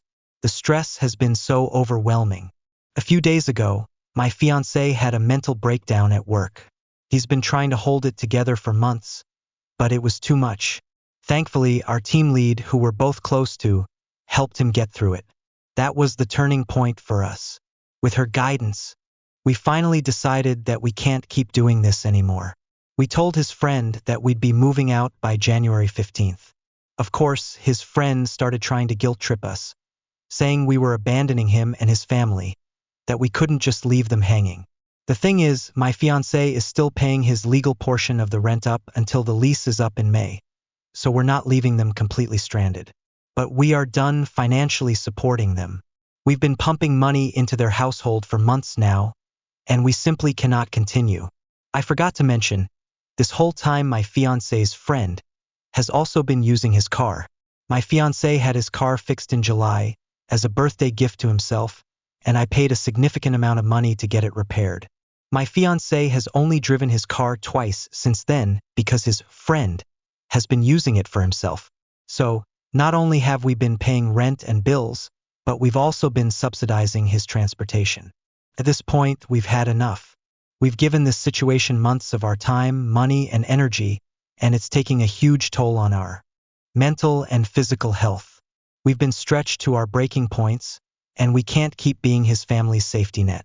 My fiancé finally stood up for himself, and I'm proud of him, but I'm also starting to wonder if we're the ones in the wrong. Are we assholes for deciding to leave early, even though we're still technically paying our portion of the rent? We've been more than generous, and I'm not sure how else to handle this. It feels like we're stuck between being compassionate and protecting our own well-being. So, am I the asshole for moving out, even though we're still paying our share of the rent until May? Should we have stuck it out longer? Or is it time to walk away from this situation? My sister got pregnant by my husband while living with us and now wants me to leave so they can be a family. However, she feels cheated because my husband doesn't own anything. I'm 34 years old, and a couple of months ago, I let my sister Yuli, 28, move in with me because she was in a terrible financial situation. Yuli had lost her job when her company shut down, and 2 weeks later, she fell seriously ill with West Nile virus. After discussing it with my parents, I decided she could move in with me for a few weeks so I could take care of her, monitor her recovery, and help her save on rent since it was clear she wouldn't be able to work again soon. She was at rock bottom, and I was the one who stepped up to help her because our parents live far away, and she doesn't have many friends in a position to support her. I believed it was the right thing to do, helping family or a friend in need. But how did she repay me? By having an affair with my husband. On top of that, she had the nerve to tell me that I should move out so they could start their happy family, because she's now pregnant. This all came to light a few days ago. Yuli asked my husband and me to sit down because she had something important to tell us. I thought she was finally going to move out, as she'd been recovering well in recent weeks. I assumed she was going to announce that she was ready to get back to work and out of our lives. Instead, she dropped the bomb that she and my husband had been having an affair for the past few weeks, and now she was pregnant. When I looked at my husband, I could see he was as shocked as I was. Clearly, Yuli hadn't discussed this with him before telling me. That explained a lot. After revealing she was pregnant with my husband's baby, she added that she understood this might be a shock for me and was very sorry for what happened. But, she said, what's done is done, and the past can't be changed. She then had the audacity to ask me to leave the house because she would feel uncomfortable being around me in her current condition. I was furious, but I stayed calm. I told her quietly that I wasn't going anywhere because the house was mine. If anyone needed to leave, it would be her, and she could take my cheating husband with her. They could create their happy family wherever they wanted because I would be filing for divorce, and I didn't want to see either of them again. I spoke as calmly as I could, controlling my anger, and handled the situation with as much dignity as possible. They had already blindsided me, so I wasn't going to let them see me lose control. After I told her this was my property and I wasn't leaving, she seemed to think I was joking. But then my husband stepped in and confirmed that I wasn't kidding. He explained that he didn't own anything, which seemed to be news to Yuli. Apparently, he had lied to her about everything. For context, my husband and I have been together for 8 years and married for the last 5. A couple of months after we got married, I took a risk and started my own business. Thankfully, it did very well, so my husband and I decided he could stay home and pursue writing full-time, a hobby he always loved. For the past 4 years, he's been working on his great novel while managing the housework. We don't have kids, so there wasn't much to do. The house and everything in it belonged to me because I bought them, and we both agreed it made sense for me to own everything. I'm betting he regrets that now. When my husband admitted to Yuli that he didn't actually own anything and had lied, she lost it. She started yelling at him, calling him a fraud and a liar, and claimed she'd been tricked. It was satisfying to see her lose her cool with him, but I didn't care about their drama at that moment. I just wanted them out of my house. I had to intervene and tell them to stop yelling at each other because I wanted them gone immediately. I wasn't giving them time to pack leisurely. I just wanted them out of my sight. My husband, to his credit, realized there was no way he could talk his way out of this. He knew how much I value my self-respect and dignity, and he knew I'd never forgive an infidelity. So he quietly went to our bedroom and started packing. Yuli, on the other hand, got on her knees and started begging me for forgiveness. She said she'd do anything to fix this, but she needed a place to stay and couldn't be thrown out, especially since she was pregnant with my nephew. The mention of family enraged me. I grabbed her by the arm, pulled her to her feet, and pushed her out the door. I was rough, but I didn't care. I was furious. The fact that she dared to call us family after sleeping with my husband infuriated me. She kept crying and begging on the porch, but I slammed the door. Then I went to the guest room, packed all her things messily into her suitcases, and threw them outside. I told her to leave or I'd call the police. She kept crying, but I just shut the door and went back inside. A few minutes later, my husband came out with his bags, apologizing profusely. I pretended not to hear him. Yuli cried and begged on the porch for about an hour after he left, but I put on headphones and ignored her. Eventually, I noticed the silence and realized she had finally left. That night, I called my lawyer, told them everything, and said I wanted to file for divorce. I planned to tell my family and friends later, but the next day, I got a call from my parents. They said what I'd done was horrible. According to them, I had been cruel and insensitive to Yuli, who had been going through so much lately. I found this strange because my parents have always treated us equally. It's not like Yuli was their favorite, but when they started defending her, it didn't sit well with me. They told me they knew she was pregnant and that I couldn't kick her out of the house in that state, especially knowing she was between jobs and recovering from a serious illness. They said it would take her time to get back on her feet, and besides, she had no one else around who could care for her as well as I could. Her friends were dealing with their own financial struggles, jobs, and families, so they couldn't take care of her. My parents argued that, as her sister, the least I could do was forgive her stupidity and be there for her. On top of that, they reminded me it was my husband who seduced her, not the other way around. They said he had told her he was the one managing our finances and was a successful writer of novels and movie scripts. Supposedly, he didn't want the fame, so he stayed anonymous. My sister, being naive, believed all of it and thought he was someone important. That's why she fell for his lies. But then it got worse. She admitted she'd been having an affair with him and thought they could force me out of the house together. Unfortunately for them, their plan backfired, especially since they hadn't even coordinated their stories. When she confessed everything, she ruined it for both of them. So I stood my ground. I asked, "What sister? I don't have a sister." Then I argued that I had every right to kick her out because she decided to betray me with my husband. It didn't matter if he played a part too. They both equally chose to stab me in the back. There was no sense in kicking him out and letting her stay, as if nothing happened. I didn't care that she was pregnant or unemployed. I had already considered those things before letting her stay with me for months. And how did she repay me? By having an affair with my husband under my roof. Besides, it's not like she was heavily pregnant and unable to manage on her own. She was only a few weeks along. Even if she were 9 months pregnant, I still would have kicked her out because what she did was disgusting. She was ready to throw me out when she thought the house belonged to my husband. So I see it as poetic justice. But my parents kept insisting I was too harsh. They focused on how I'd handled the situation rather than what she had done. I got tired of hearing the same arguments, so I hung up on them. Since then, we haven't spoken. Do you think I was wrong to kick my pregnant sister out of my house? Update 1. I understand some people think kicking a pregnant woman out of my house is horrible, but keeping her under my roof after what she did would have been insane. Luckily, most people agree I was justified and believe she should find somewhere else to stay. Yesterday, I blocked my parents. This situation has taken a huge emotional toll on me, but I can't stop working. I'm the boss, so I have to put on a strong face and handle everything. At work, it's business as usual, but when I get home, I completely break down. The emotional pain is unbearable. A few days ago, my lawyer and I filed for divorce. My husband will be served soon, and I don't think he'll contest it. He knows me well enough to realize I won't let him off the hook if he tries. But even though I'm confident about my decision, it still hurts. Winning the divorce won't magically make everything better. I can't believe that after 8 years together, he would betray me with my sister. I genuinely thought we were in love, that we'd grow old together. Now I'm questioning everything we've ever had. Maybe this wasn't his first affair. Maybe it's just the first time he got caught. The thought of that breaks my heart.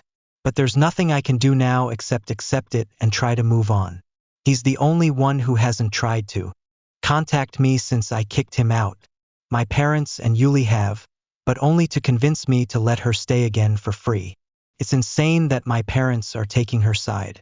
In my original post, I mentioned how my parents always treated Yuli and me equally. Now, I'm not so sure. I never had high expectations of Yuli. We weren't best friends, but we didn't have a bad relationship either. That's why I agreed to help her and let her stay. We had a spare room, and I thought, why not? My parents encouraged it too, and I believe that's just what families do. But I never expected her to betray me like this. It hurts when someone you've been helping for months stabs you in the back. With my parents, it's even harder to accept. They've always been reasonable and fair, so I expected them to be upset with Yuli. To be fair, they were. From our conversations, it was clear they didn't approve of her actions. But they kept insisting the damage was done, and now we needed to move on. I don't know what's gotten into them, but I'm deeply disappointed. I feel like I've lost all the respect I once had for them, and I'm not sure if it can ever be restored. Emotionally, I'm drained. Mentally, I'm just focused on work because my personal life has completely fallen apart. I haven't even told my friends about what's happening, though I know I'll have to eventually. My husband and I share many mutual friends, and I'd rather they hear the truth from me than whatever he might say. At this point, I don't know what to expect from anyone anymore. Right now, I'm prioritizing 2 things: ensuring my work doesn't suffer and handling the divorce. I'm fairly confident my husband won't contest it. I've been fair with the terms, but there's always a chance of the unexpected. So, I'm preparing all the necessary documentation, just in case. Beyond that, I'm trying to keep my mind as clear as possible. The last thing I need is to spiral out of control. Sharing my feelings here has been incredibly helpful. I truly appreciate everyone who's reached out, commented, and offered support. It means more to me than you can imagine. Update 2. As I expected, my husband didn't contest the divorce. He texted me to say the terms were fair. In another message, he admitted he had been thinking of ways to apologize to me but couldn't come up with anything that didn't sound weak or insincere. So he decided to just say it. He's sorry.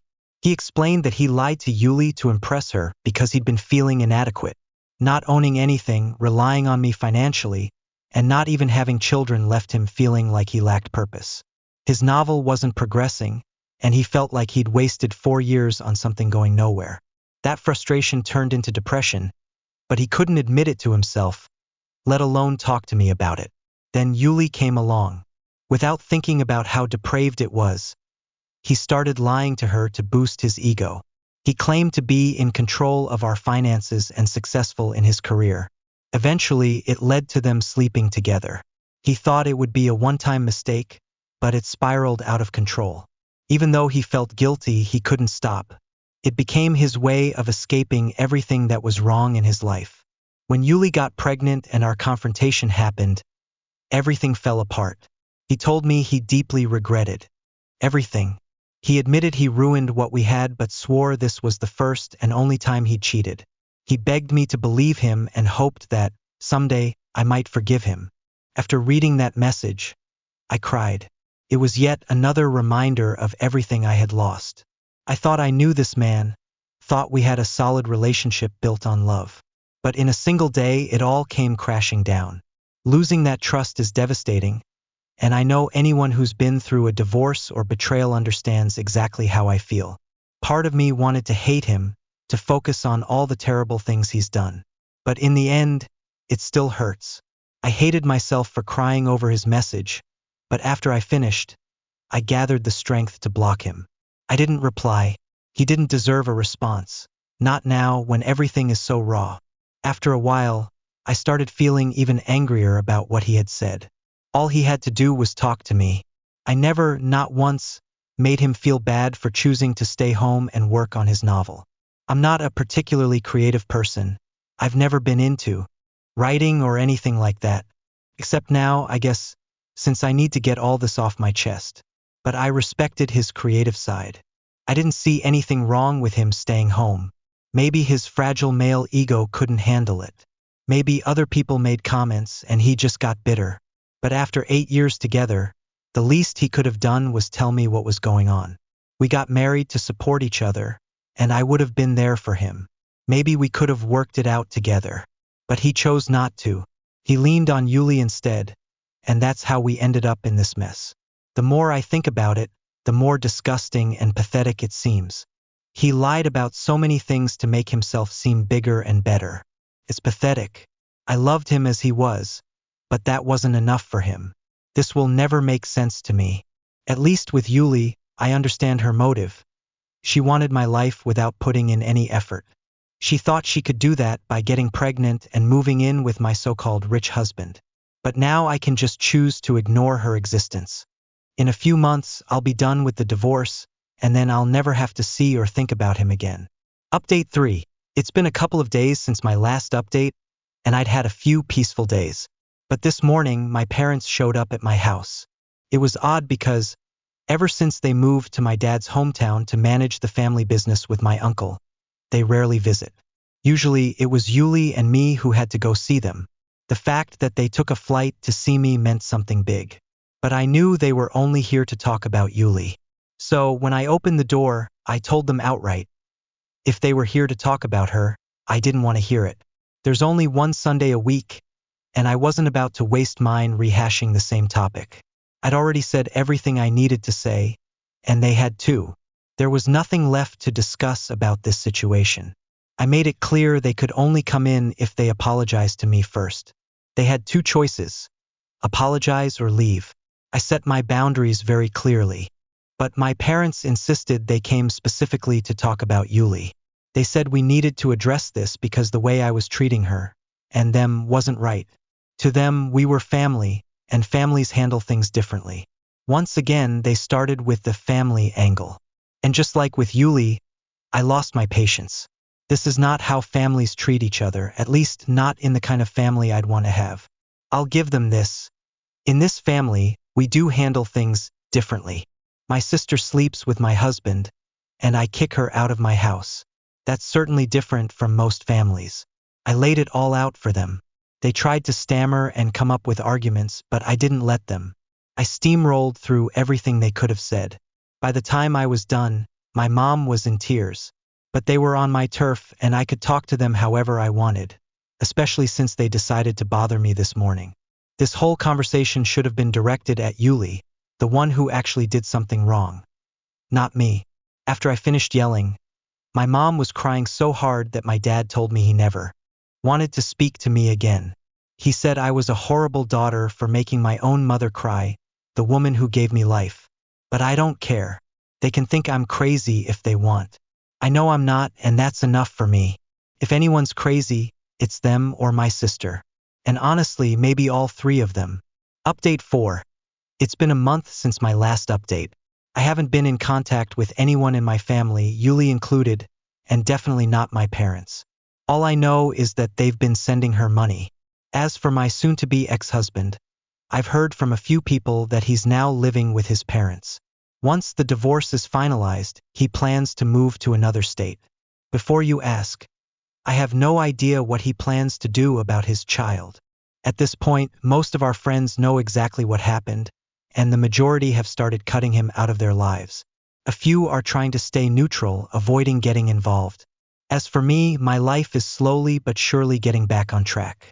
I'll do whatever it takes to protect my peace now.